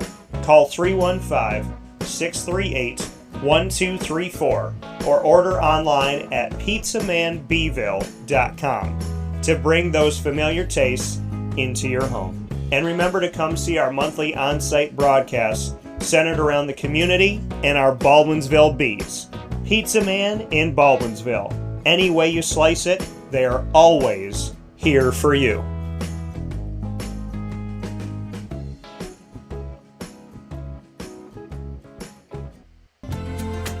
Looking for your next ride? Look no further than Great Lakes Honda City, located on 7140 Henry Clay Boulevard in Liverpool, New York. Serving our community for decades, their new and pre-owned vast array of vehicles are available to you Monday through Saturday on site. To search from home, shop at GreatLakesHondaCity.com. Call 315-365-5576 to set up an appointment. That's 315-365-5576 for Great Lakes Honda City, 7140 Henry Clay Boulevard in Liverpool, New York. Great cars, great people, Great Lakes.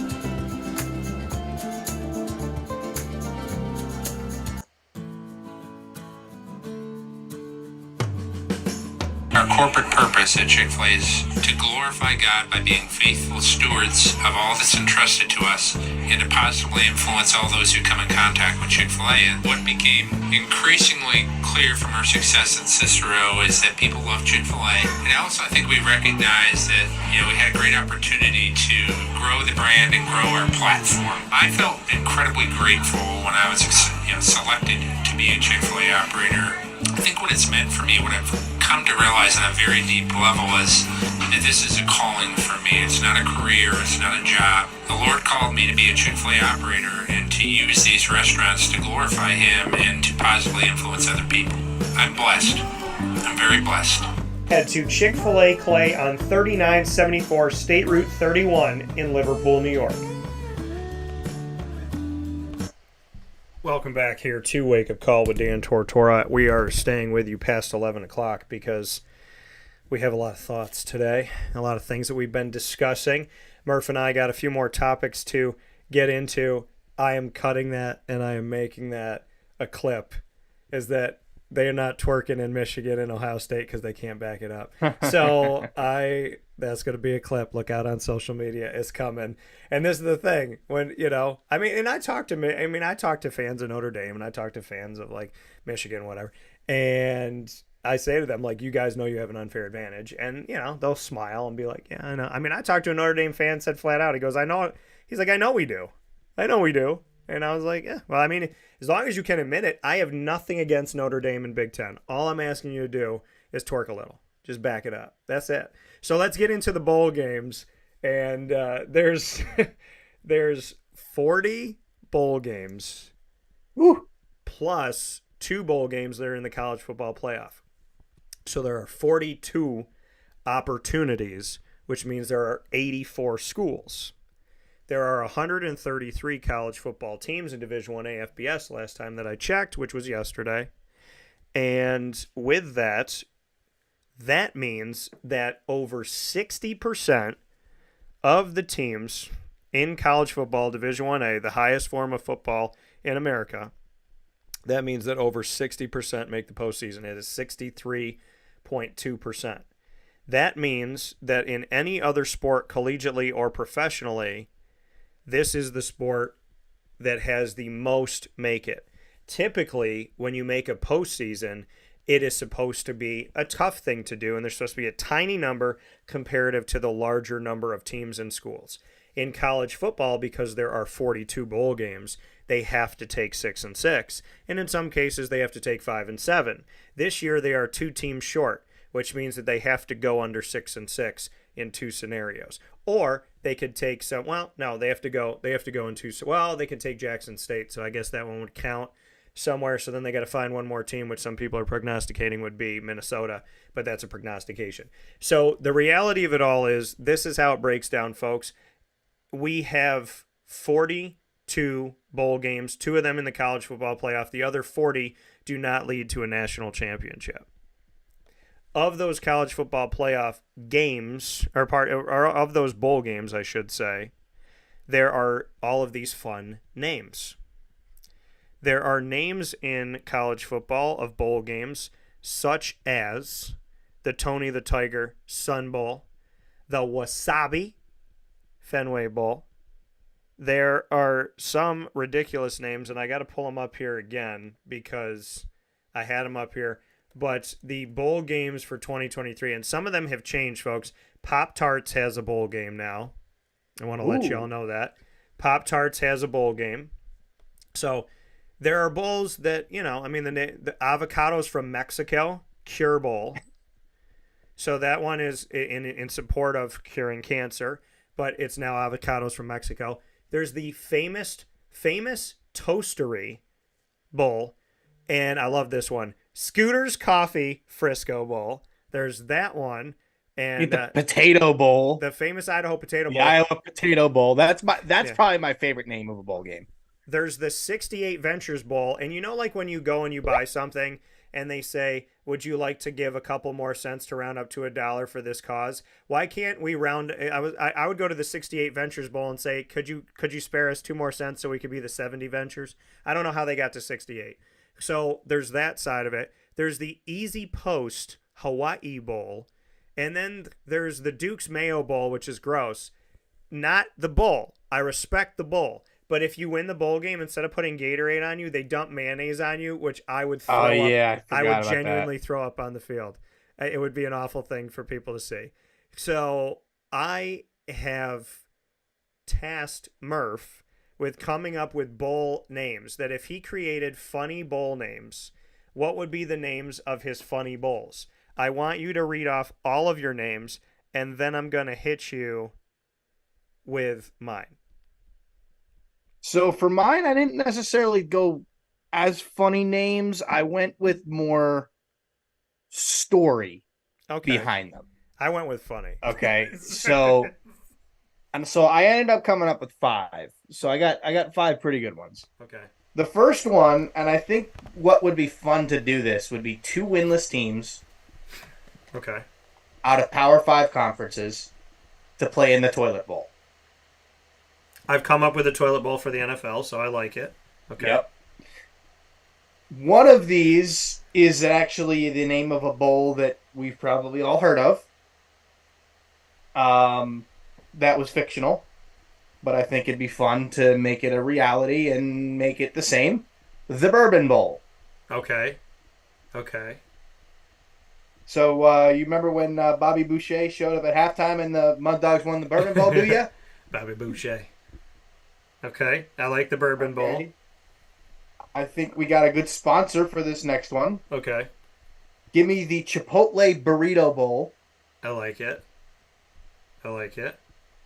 This game would be taking place in Alaska.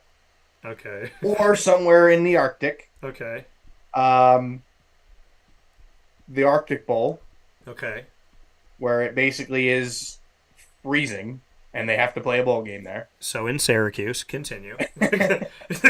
No, but the goal of that one would be to be in the Arctic Circle. So somewhere in the Arctic Circle, they'd play a bowl game. And then, this is a SpongeBob reference, but it's a funny one.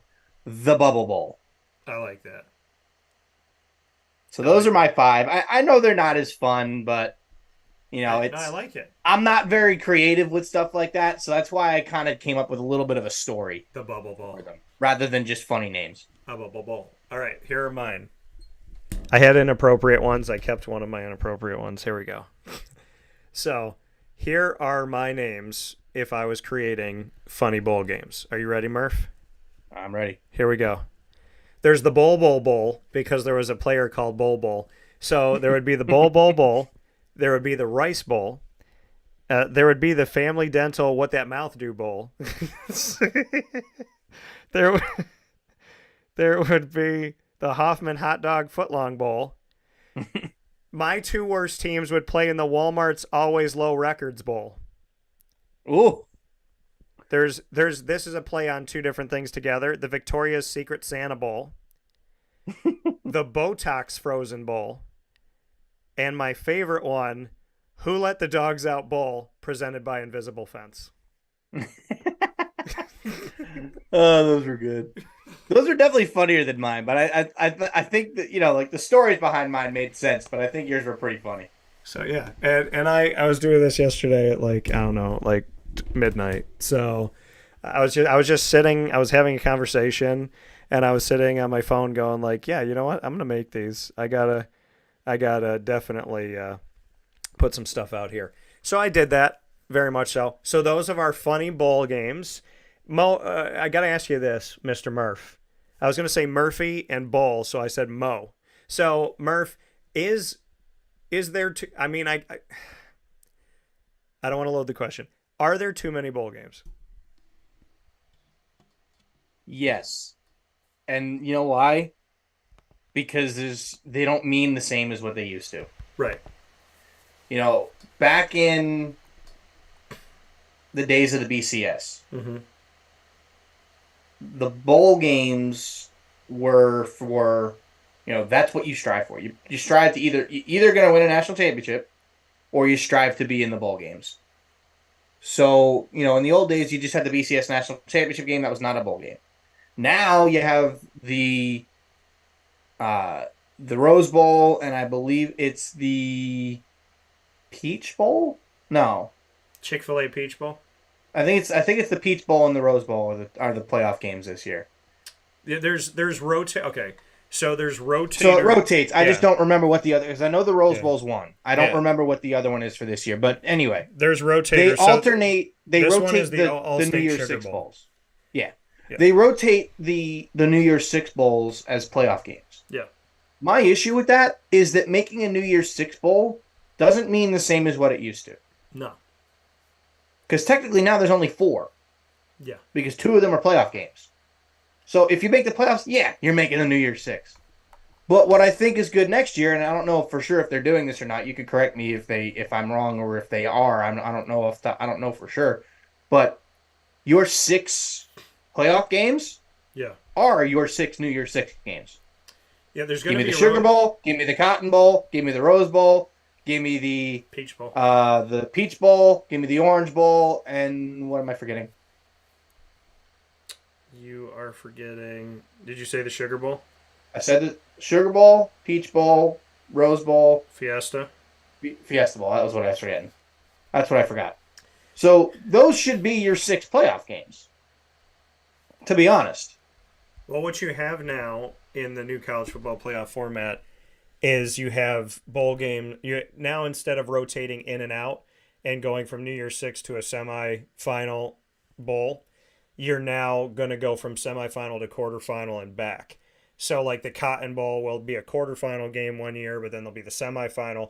So you're not like falling out of it. So like you said, these New Year's, like these bowl games are now going to be rotating in and out of quarterfinal. So then what? So if you're going to, they're going to still be a part of the college football playoff. They're not going to fall out of the college football playoff if you're in rotation of like a certain number of things. Well, that's true because the first 6 teams get byes.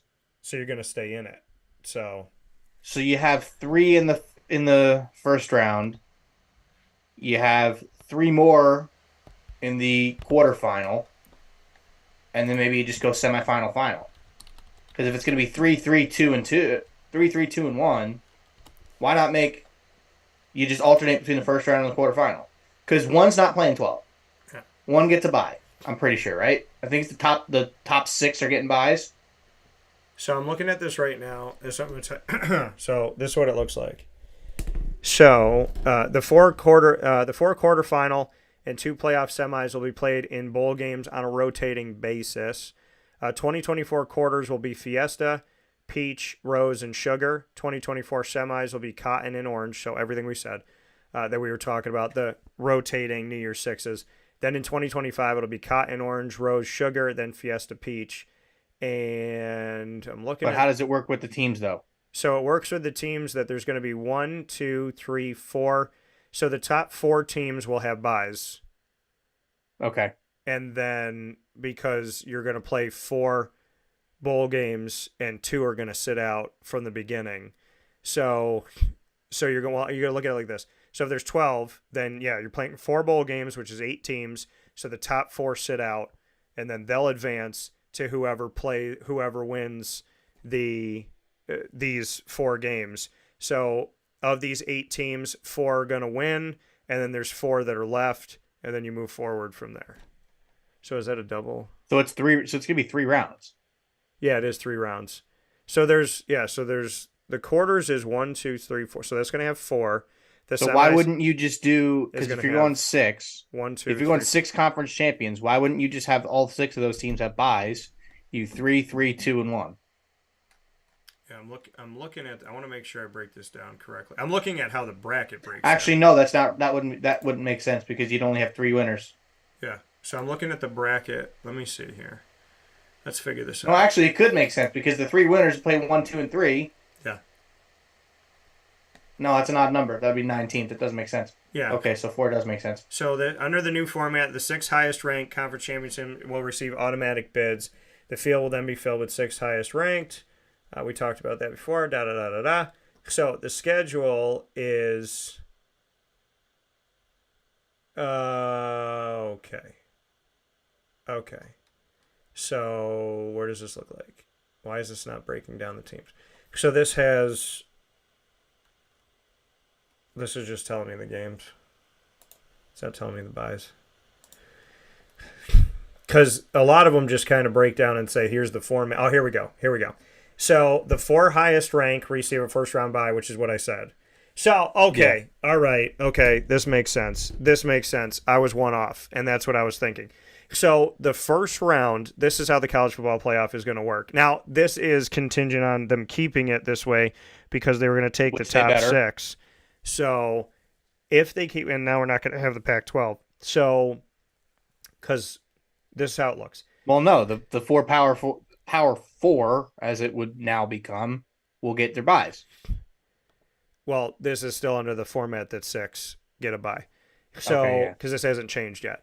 So the 4 highest ranked conference champions get a first round bye to the quarters.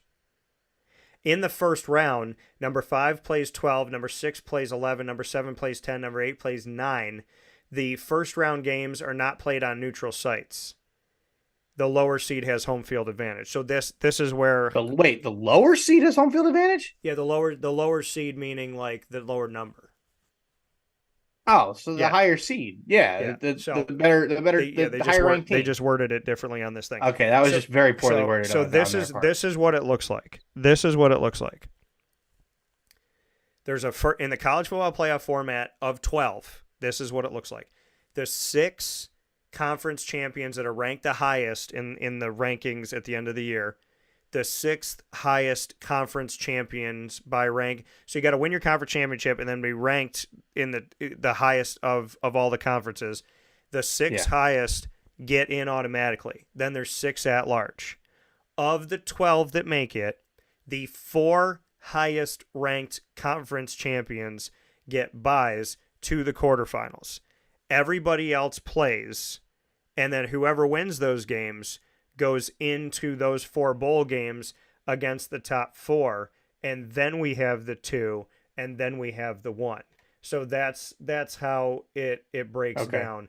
And so this upcoming season, we would have the Fiesta Bowl, the Peach Bowl, the Rose Bowl, and the Sugar Bowl for 2024 in the quarters. The semis are the orange and the cotton, and then the national championship. So there's a first round, and then there's the quarterfinal rotating bowl games, and then there's the semifinal rotating bowl games, and then there's the national championship. So the top 4 teams get a bye. Nobody else gets a bye. Yeah. What I had said. I was just having to go back around to describe that. Correct. But going back on what you said before, like, are there too many bowl games? And, I had kind of said that, but they don't mean as much as they used to. Because back in the BCS, if you were a Big Ten team, obviously your goal is to win a national championship. Yeah. But if you're not going to win a national championship, your goal is to make it to the Rose Bowl and win the Rose Bowl. If you're a Pac-12 team or Pac-10 team at the time, if you don't win the national championship, your goal is to go make it and win the Rose Bowl. Those games don't have the same meaning that they used to do. The Rose Bowl, the granddaddy of them all, arguably the best bowl game that you have in college football, is not the same anymore. You don't have the Big Ten champion versus the Pac-12 champion. You don't have that anymore. Yeah. You don't have the Sugar Bowl, which I'm pretty sure is would be the SEC champion and the ACC champion, right? I think that's what it was. Yeah, there's a lot of ACC, SECs now, but yeah. Yeah, so I'm pretty sure that the Sugar Bowl was the ACC and the SEC champion. So if you didn't win a national championship, your goal was to win that game. You were playing to get to that bowl game. You weren't playing to get to the, GeicoWeb.com bowl or the, the Pinstripe Bowl or the Potato Bowl. You're not playing to get to those bowl games. You're playing to get to the bowl game that your conference champion has an automatic bid into. Yeah. It's right? different now for the It's so different now. And I think it ruins the whole bowl game experience for these teams. Yeah. The Sugar because Bowl up is until now the SEC and the Big 12. Okay. Oh, you know what? That's what it was. That's what it was originally. That's my mistake. Mine too. But still, those New Year's Six bowl games are ruined. Mm-hmm. Because they're just playoff games. Like the meaning of the Rose Bowl, when you have Penn State playing USC or Michigan playing Oregon in the Rose Bowl in Pasadena. Literally, the greatest bowl game there is in college. Super Bowl is obviously better. But the best bowl game that you could possibly have is the Rose Bowl. And the meaning of it just isn't the same. Because if you get to the Rose Bowl, you want to win it, but you don't care about just winning the Rose Bowl. You care about winning the national championship. So it doesn't mean the same. Which is why I've kind of said all this time that if you want these bowl games to mean something again, you want the best bowl game, the Rose Bowl, to be the national championship. I think the Rose Bowl in Pasadena, California is the perfect place for the national championship every year. That will give it its meaning back. You want to make the national championship, you want to make it to the Rose Bowl. That is the national championship. Now, yeah, that takes away from the other 5 New Year's Six games.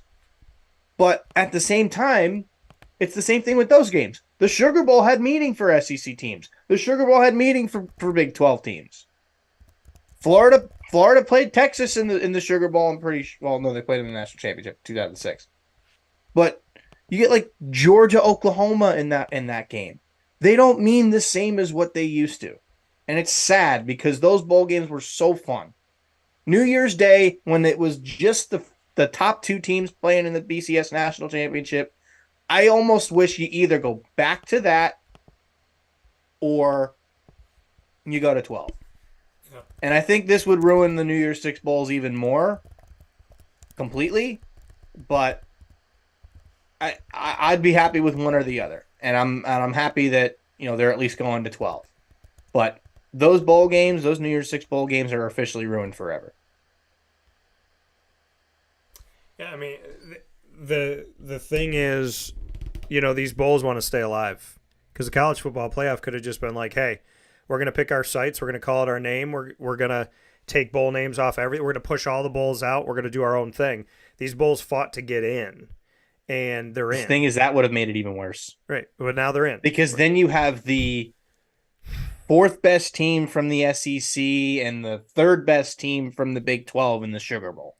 Right. Or you have the 3rd ranked team in the Big 10 versus the 5th ranked team in the Pac-12 in the Rose Bowl. Like, why would you even want to play that game?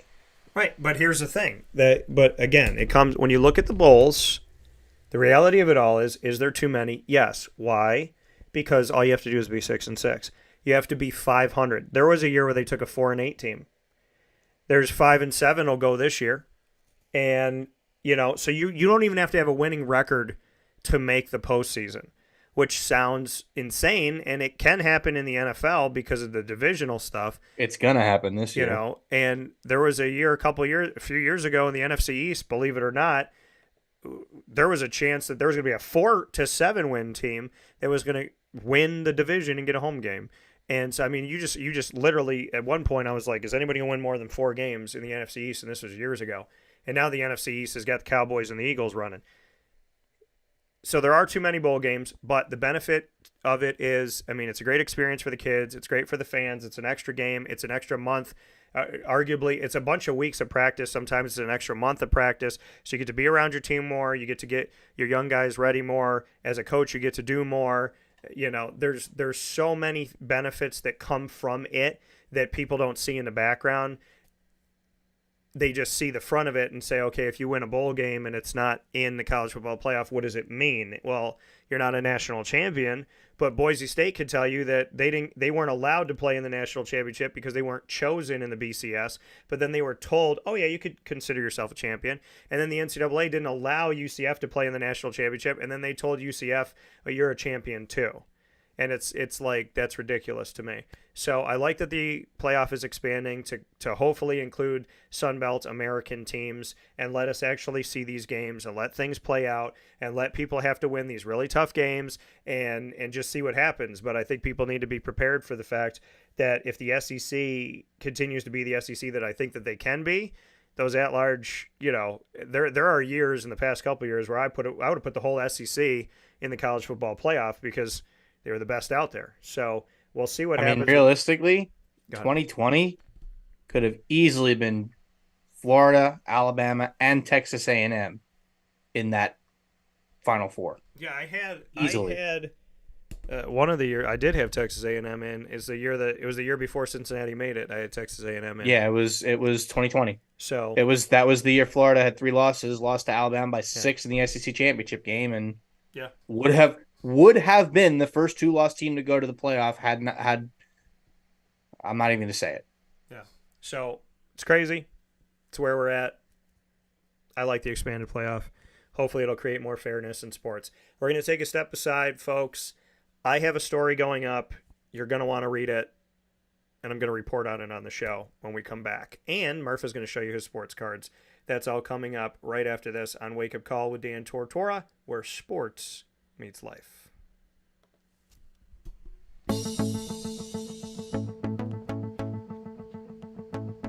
Avicoli's, located on the corner of Route 57 and Wetzel Road in Liverpool, New York, has been your trusted neighbor for decades. Located just steps from Liverpool High School, we're happy to have the Liverpool Warriors on-site, on-location broadcast at Avicoli's through Wake Up Call with Dan Tortora every single month, featuring student athletes, coaches, and administration throughout the year from Liverpool High School. Head out to Avicoli's today on the corner of Route 57 and Wetzel Road in Liverpool, New York, open Tuesday through Sunday for lunch, dinner, and drinks. We'd love to see you out there, and of course you can call them at 315-622-5100 for takeout, delivery, and catering. That's 315-622-5100, and also find them on myavicolis.com. That's myavicollis.com.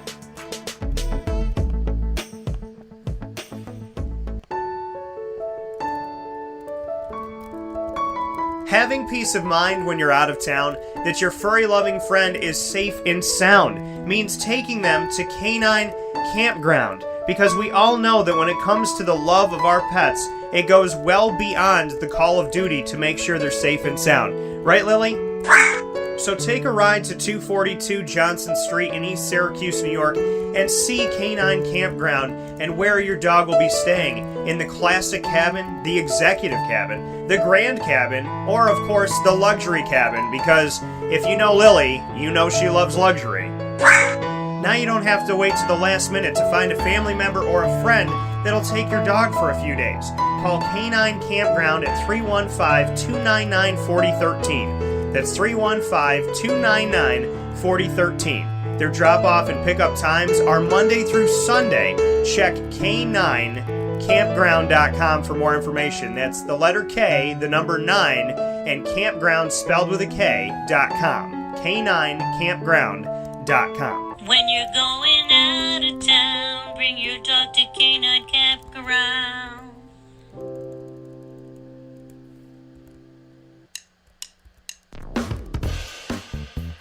PB&J's Lunchbox, the food truck that you love finding all throughout Central and Upstate New York, now has a street-side cafe. So when you're craving their traditional favorites as well as their out-of-box amazing menu items, you can now head to 663 Old Liverpool Road in Liverpool, New York. Located just minutes from the highway, the Thruway, Destiny USA, and Onondaga Lake Parkway, PB&J's Lunchbox Street-Side Cafe is there for you Monday through Saturday from 9 a.m. to 7 p.m., serving breakfast, lunch, and and dinner all throughout the day. Get breakfast for dinner, dinner for lunch, whatever you fancy, including their award-winning grilled peanut butter and jelly sandwich. Find them at 663 Old Liverpool Road in Liverpool, New York. PB&J's Lunchbox, where we love to know what's in your lunchbox.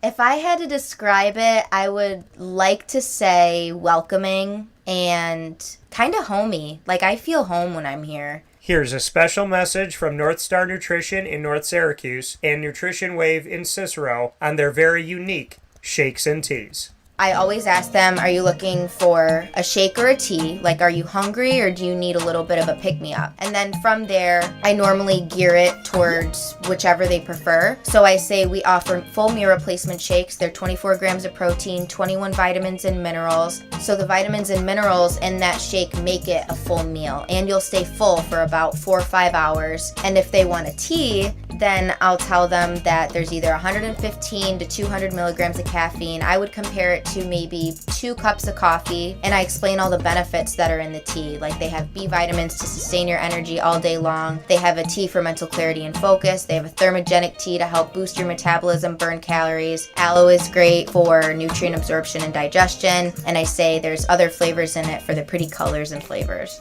I always ask them, like, what's your favorite lollipop flavor? And then I'll go from there, and I'm like, well, believe it or not, there's less than a gram of sugar, and it's good for you.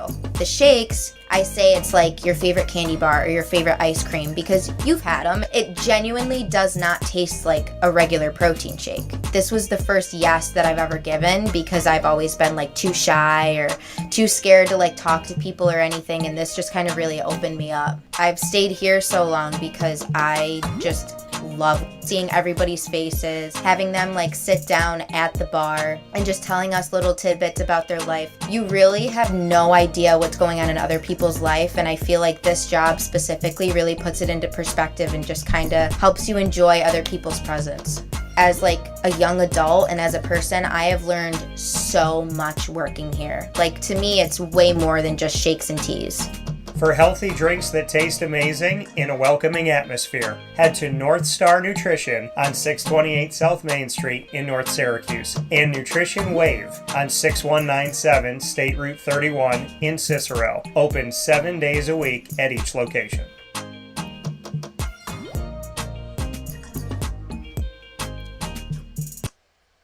Carvel DeWitt, it's what happy tastes like. Do you know why? Because we make ice cream. Creamy, rich, flavorful ice cream. Not yogurt or iced milk like some of our competitors. Ice cream. Fresh, by hand, daily. For the calorie conscious, we have something new for you. Our new Carvelite. Same great flavor, creaminess, and texture of our regular ice cream with only 35 calories an ounce. So whether you want an ice cream cake, flying saucer, dasher, carvalanche, hard or soft ice cream, we will satisfy your craving with our fresh, handmade regular or new Carvelite ice cream. Carvel DeWitt. It's what happy tastes like. The Wildcat Sports Pub in Camillus, New York is located on 3680 Milton Avenue in the Home Depot Plaza. It is your family-friendly sports bar and restaurant. Folks, some sports bars aren't family-friendly. Some family-friendly restaurants are not sports bars. The Wildcat Sports Pub in Camillus, New York is proud to be both. It is that marriage that you've been looking for years. The Wildcat Sports Pub is your home base for your sports bar and restaurant needs, games for the kids, indoor and outdoor activities, and enough things on the menu to come back every single week and get to try something new. They're open Sundays from noon to 8 p.m., Monday through Wednesday, 11 a.m. to 11 p.m., and Thursday through Saturday from 11 a.m. to midnight. For reservations and party information, call 315-487-2222 for the Wildcat family-friendly sports pub and restaurant.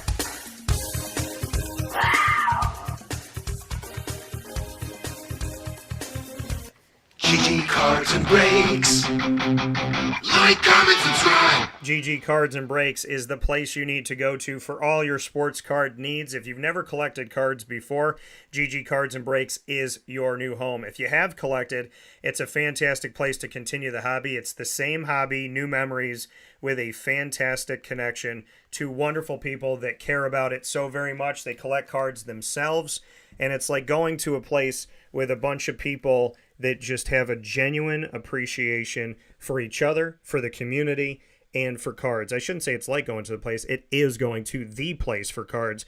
GG Cards and Breaks, Monday through Saturday from 10 a.m. to 6 p.m. They're open, and they are also open on Sundays from 10 a.m. to 5 p.m. Make sure you make it out to GG Cards and Breaks today. Let them know that Wake Up Call sent you. Appreciate you so very much. And thank you to GG Cards and Breaks for having everything we need, including having every single MLB, NFL, and NBA team right there on their back wall. I don't know any other place that does it like they do it at GG Cards and Breaks. They also have Disney Lorcana and Pokemon cards, so you can find your hockey, basketball, baseball, football, soccer, Pokemon, Lorcana, and more at GG Cards and Breaks. Make sure you head out there today on 639 Delmar Place in Syracuse, New York, and I appreciate everyone that already has. With that being said, here on Wake Up Call with Dan Tortora, I have some news to share with you all, but I had to first make sure that I posted this on my socials media.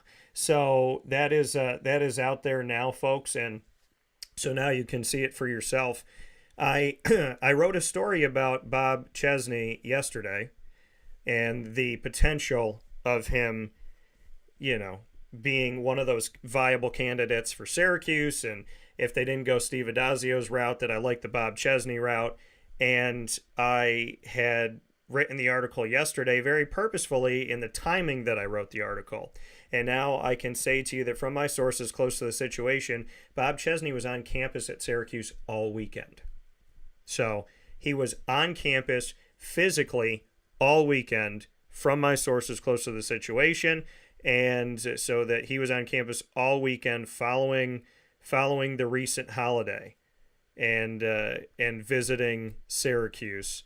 So there you go, folks. Bob Chesney, his name that to me struck enough with me that I wrote the article that I wrote and shared the things that I shared. I can now say that Bob Chesney has visited Syracuse and was at Syracuse all weekend from my sources here, that he spent a good amount of time in Syracuse, New York. So there you have it, folks. That's where it is. Murph, what do you think?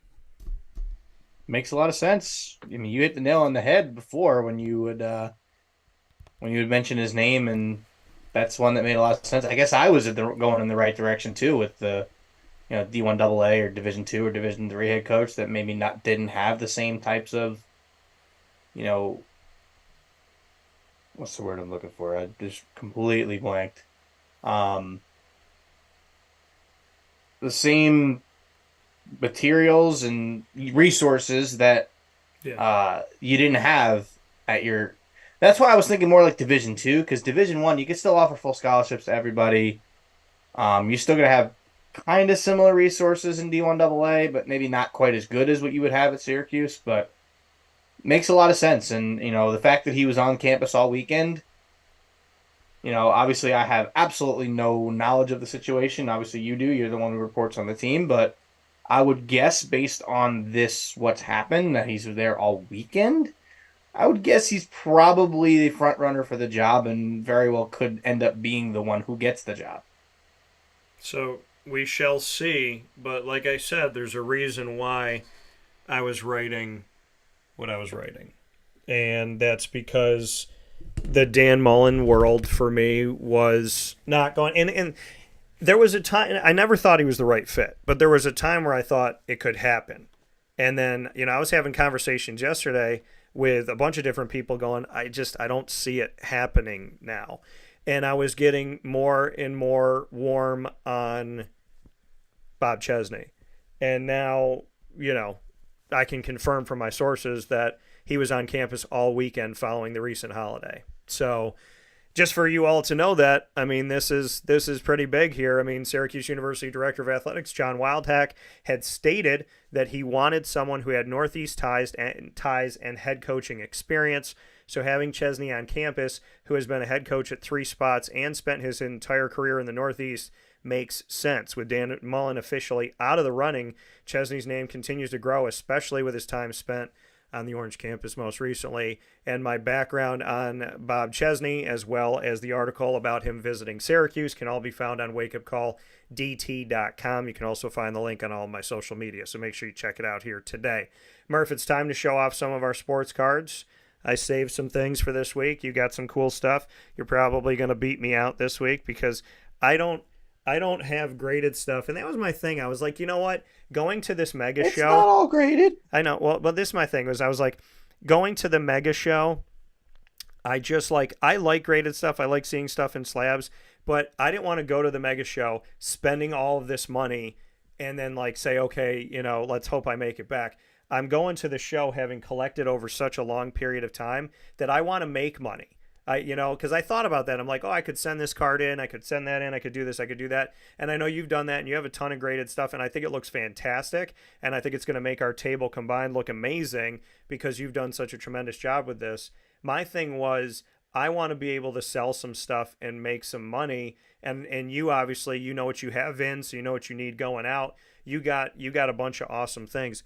On my end of it, it was like, I want to grade cards, but I'm also looking at the fact that like I've had so much stuff for such a long time and I don't go to as many shows as you go to. So I thought, why don't I take this inventory, see what I can sell, make good money, hopefully, and then I'm going to send some of my cards in to get graded probably sometime soon because you're wheeling and dealing at shows every few weeks or every other month and whatnot. And this mega show for me is my second show. So I'm going to be bringing out a bunch of my stuff. You're going to be bringing a bunch of your stuff. I'm also going to be bringing comic books and collectibles, folks. So if you want a little bit of everything, come and see our table because Murph and I are going to have graded cards. We're going to have graded cards. We're going to have a ton of awesome cards, RPAs, football, baseball, and then we're also going to have within our entire area, we're going to have comic books and collectible things, Beanie Baby stuff, Yankees. I got a run of Yankee Beanie Baby individual player stuff like Jeter and Martinez and all that. So it's going to be a really cool show. Show us what you got, Murph. Well, the first thing I'm going to start with is a card that I know you're going to want, and we'll probably be staying in upstate New York when I when I head home. Okay. But we've talked about this card, so you know what this one is. I was in a Topps Chrome Update box break on Whatnot last week. Yeah. And I bought the Mets for a 2-case break. Yeah. And we hit this really nice Aqua Brett Beatty Aqua Wave. I knew it was going to be Beatty. Yeah. Well, yeah, we talked about it. I showed you this card. Yeah, we you and I talked about it, yeah. It is number 50 out of 199. Okay. Unfortunately, it's not an on-card auto. It is a sticker, which I don't like. I don't like that Topps Chrome did that with the update series, but, that's okay. That's like I said, that's a card I figure will probably be staying there because I know I didn't save that other Beatty for you, so I know you're probably going to want this. This is actually a better one anyway, I would say. Okay. All right. This is a card. Funny enough, this exact card is one I've owned before. I traded for it back from a couple of guys at the show yesterday. It is Ronald Acuna Jr. His Bowman Chrome first Bowman card from 2017, PSA 10. I didn't necessarily want this back, but I was making a deal with them where I wanted to take something, they wanted to get the cash price down a little bit, so I'm like, all right, I'll take my Acuna back. But yeah, I gave this up in maybe September, and now I have it back. Okay. So once again, it is mine. These ones you haven't seen yet. 3 of these 4 cards are PC cards. The other one will be out at the show next week. But this is a really cool one that I picked up. It's number 20 out of 49. This is a CD Lamb RPA. Really, really clean auto. Can you put not that the up? best patch in the world. Can you put that up again? I want to see it. I don't know why. Why is my camera so blurry? Because on my end it looks fine, but it's blurry. It's blurry over here. I don't get that. It gets dark. It's just like it's like a weird mirror thing. Maybe. But really nice CD Lamb. It's not your fault. It's coming through the way it's coming through. Yeah. So real nice CD Lamb. I like this one. This is another cool one. This is number 12 out of 50. As you know, I'm a diehard Florida Gators fan, so this is a cool one for me. I wish the patch was a little bit better, but the auto's pretty cool.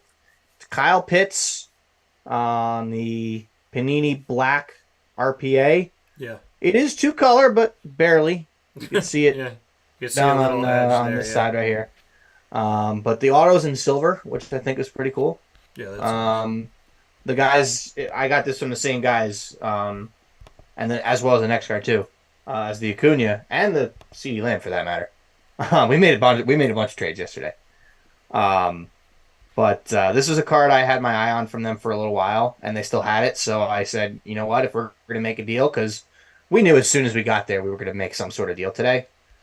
We knew as soon as I got there, I picked out this, I picked out the next card, and I picked out, what else did I pick out? Shoot. What was the third card I picked out? Did I sell it already? Hold on. What the heck was the third card I picked out? No, that card might be gone already.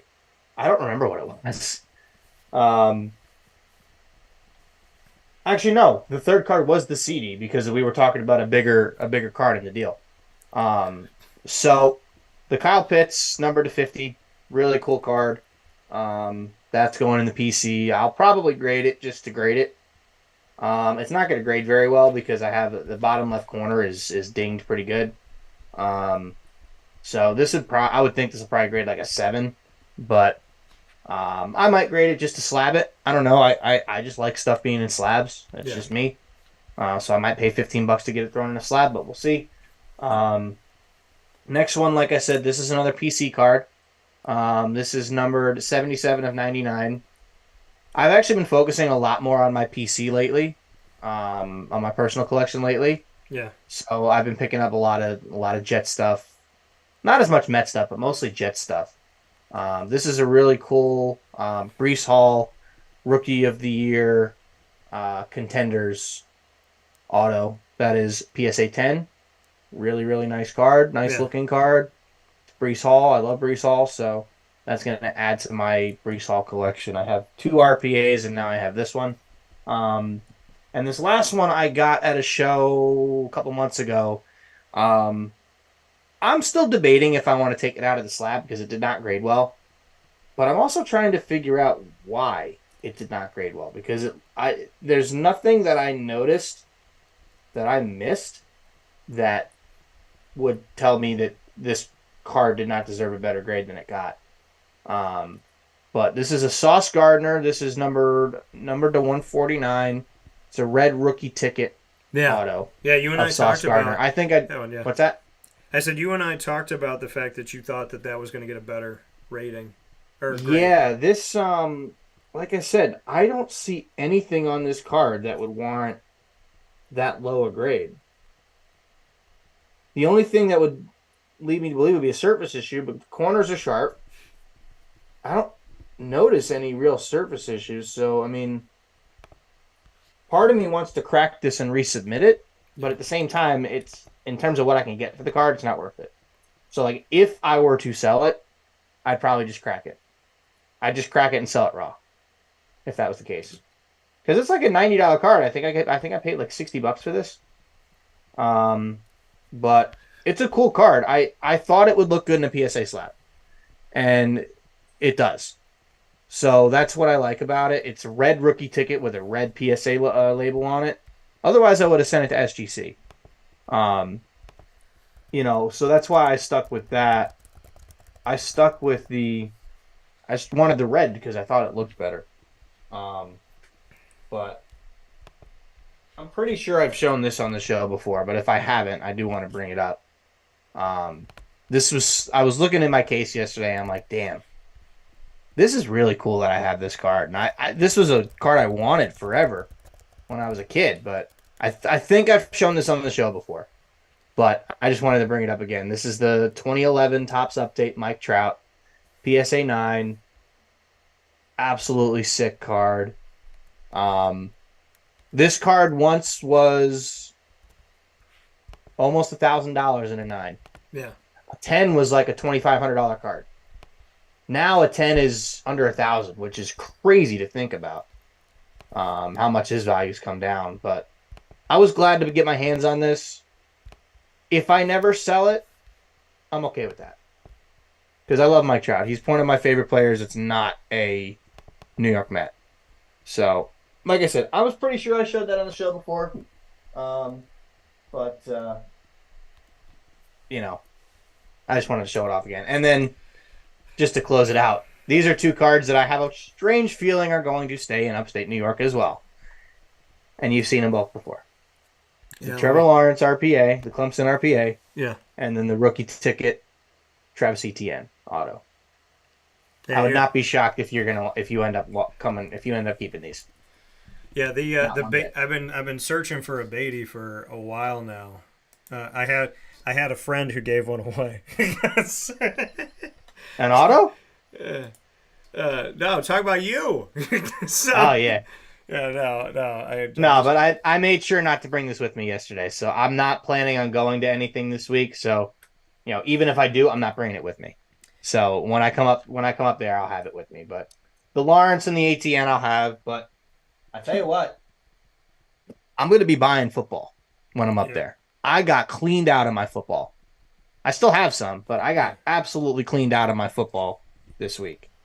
So I'm definitely going to be looking for more going into the show next week. So we'll see. We'll see what we have. If you got some good football, some established quarterback RPAs, I'm probably not going to be looking to buy Josh Allen up there. I'm going to be looking to sell Josh Allen. So, between now and Saturday when I drive up there, I'm going to try and get my hands on some Josh Allen stuff. But we'll see. Yeah, we'll see what comes up here. I don't have really cool things like Murph has to show today. I have some things to show, but my big thing is that I have a lot of Jordan Addison rookie cards. So I have a bunch of Jordan Addisons that are living in my world right now. Not crazy expensive, but they're here. This man had a good day. I have Bijan's rookie cards with the Atlanta jersey and with Texas, so you can have either or. I have a really nice Charbonnet refractor rookie card, a nice Zach Charbonnet. I'm going to save these till last to show them. I also have Jahmyr Gibbs for my Detroit fans that are out there. And these are ones that I thought were cool, Murph, because I didn't know I had them. This one's coming to the show. This is a Pat Mahomes rookie card.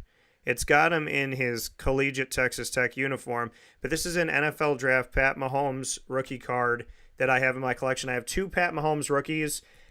I'm willing to potentially sell the other one, but if I do not sell it at the show, it's going to get graded because that's one that GG Cards and Breaks believes that can be graded at a 10. So I might want to slab that one, but this one comes in probably a little bit lower than a 10.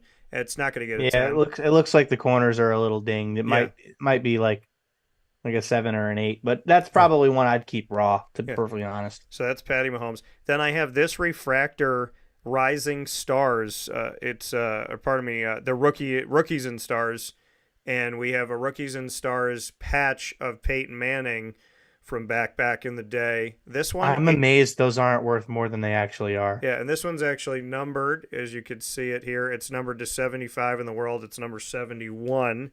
And then I have these two beauties because they keep going up in price thanks to the man doing that work, and that is my Christian McCaffrey rookie cards. This is a Christian McCaffrey Illusions card with his father, Ed McCaffrey, who is a wide receiver for the Denver Broncos.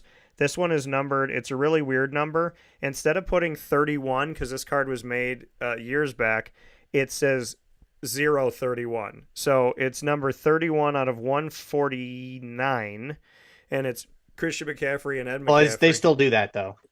Because the Brett Beatty is 050 of 199. Oh, that's cool. They still do that. Most of my stuff, or the stuff that I've had, they only do that if it's like 3 of 3, but then I have 3 of 3s that say like 3. So, and then this one, is this one numbered?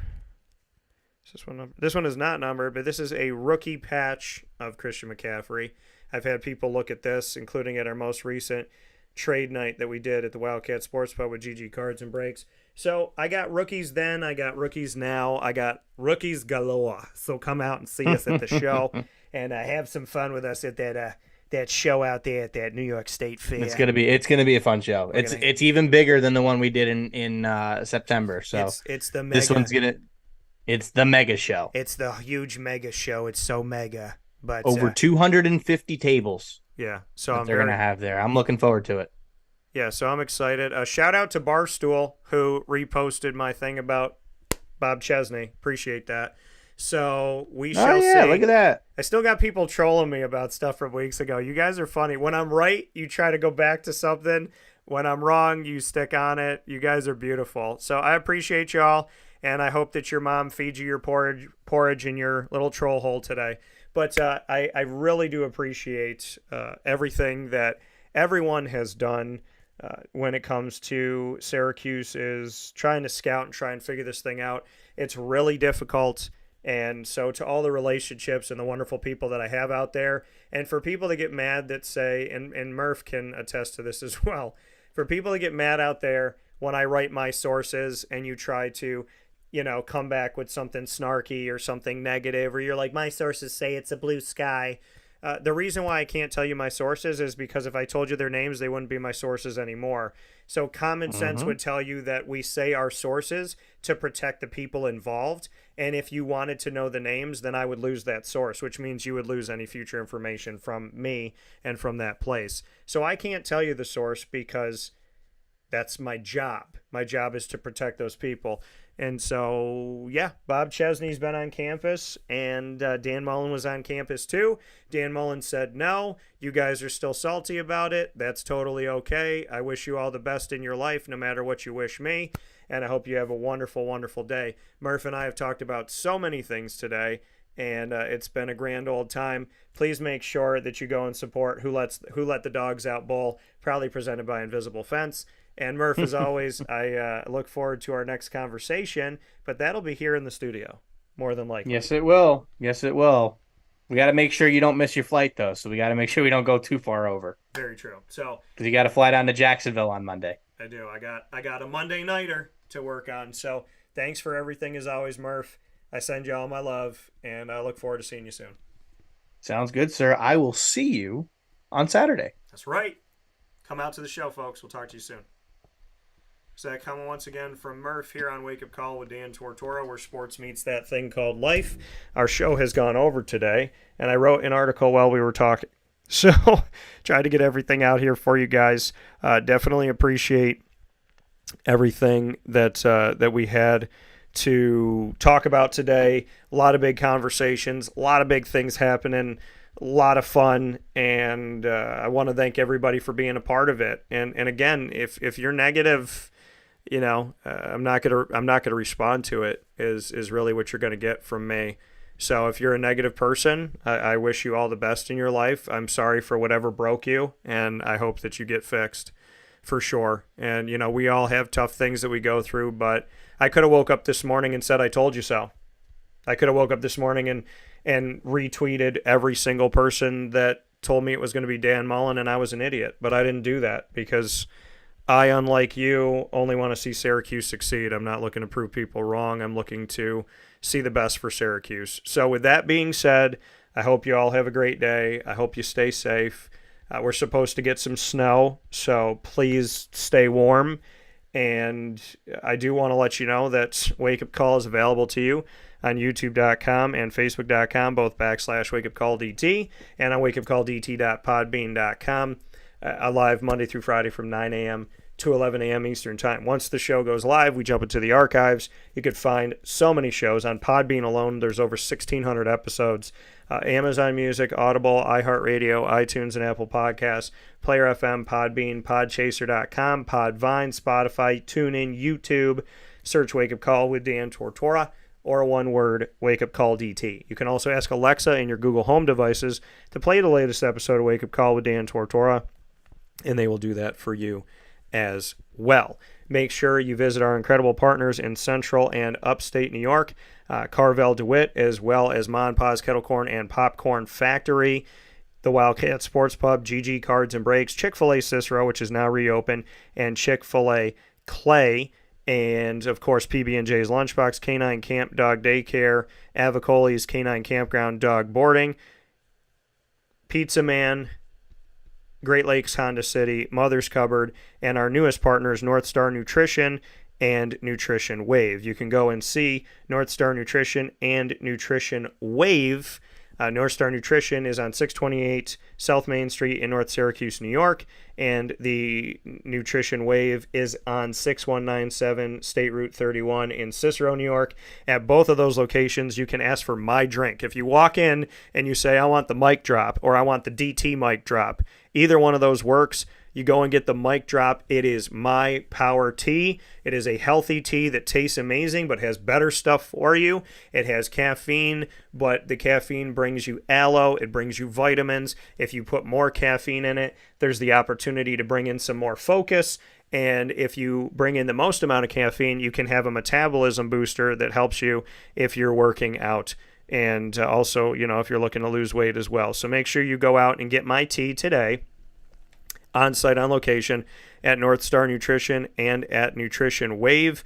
And that tea is called the Mic Drop, and it is pomegranate, blueberry, blackberry, watermelon, and strawberry all mixed into one awesome thing. Make sure you go out and get it at both locations today.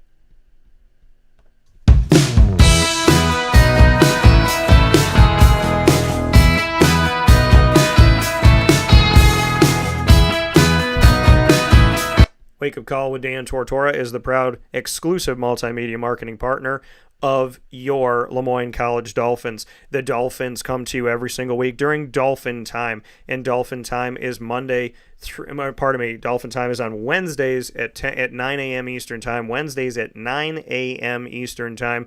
You could find the Dolphins first and third Wednesday of each month. We feature AD and DT with Athletics Director Bob Beretta and myself, Dan Tortora. Every second and fourth Wednesday, we bring you the Dolphin Dive, diving into the stories of student athletes, coaches, as well as administration, future Dolphins, and alumni. You could find all of our content by subscribing to youtube.com/wakeupcalldt. You can also go to our Lemoyne tab on wakeupcalldt.com under exclusive partners. And for more information, you can go to LemoyneDolphins.com. As always, fins up.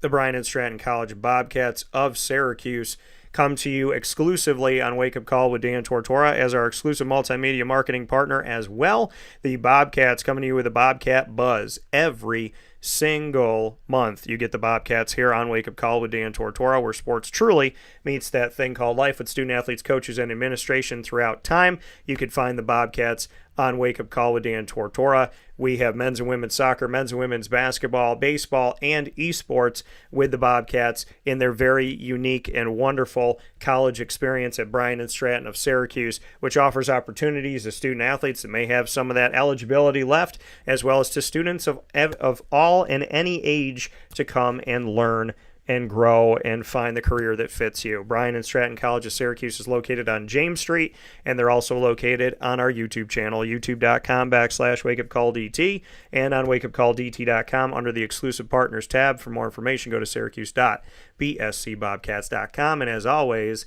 go Bobcats. With that being said, here on Wake Up Call with Dan Tortora, I want to thank Mr. Murph for joining me as always on Mondays to start off your week. And so big shout out to Brendan Murphy as well for all that he does. A big shout out to Murph. Follow him on social media. Look up Brendan Murphy. You can look up Murphy's Laws cards, sports cards as well. So inside of MomPosPopcorn.com's What's Poppin'. What's been poppin' is our talk on Syracuse's head coach, college football playoff, bowl season, creating funny and unique bowl names, as well as we talked about the NFL with the Carolina Panthers and some other pieces there, and we got into sports cards, proudly brought to you by GG Cards and Breaks on 639 Delmar Place right here in Syracuse, New York. Open 7 days a week, Monday through Saturday from 10 a.m. to 6 p.m., and on Sundays from 10 a.m. to 5 p.m. I hope you have a wonderful day. Find us on all of our social media, Facebook at Wake Up Call DT, X at Call DT, Instagram at Wake Up Call _DT. I am so proud and so happy of all of you that have supported me and have been here. And I just want to thank you so much for your love and your support. It's difficult to do this job, and it's not the easiest thing in the world to do this job. And And what I mean by that is I do what I love and I love what I do, but we are highly scrutinized, wildly disrespected, and constantly questioned. So, you have to have thick skin to have this job, just like you have to have thick skin to be a head coach or thick skin to be any coach or to be a player. Covering student athletes, professional athletes, and coaches, I never thought in a million years that we as broadcasters and as journalists would be treated as disrespectfully as people treat student athletes, professional athletes, and coaches.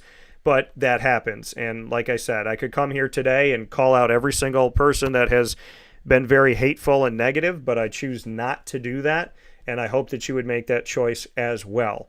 It is a thankless job in a lot of ways when it comes to social media, because everyone thinks they're a journalist today, and 99.9% of you could not hold a microphone with both hands.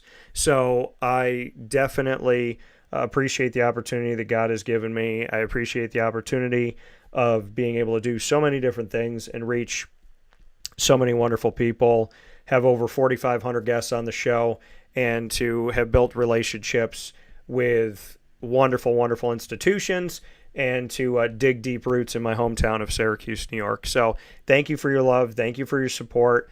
I will not answer hate with hate. I will not answer negativity with negativity. I hope the best for each and every single one of you. I hope you have a fantastic day. I look forward to talking with you soon.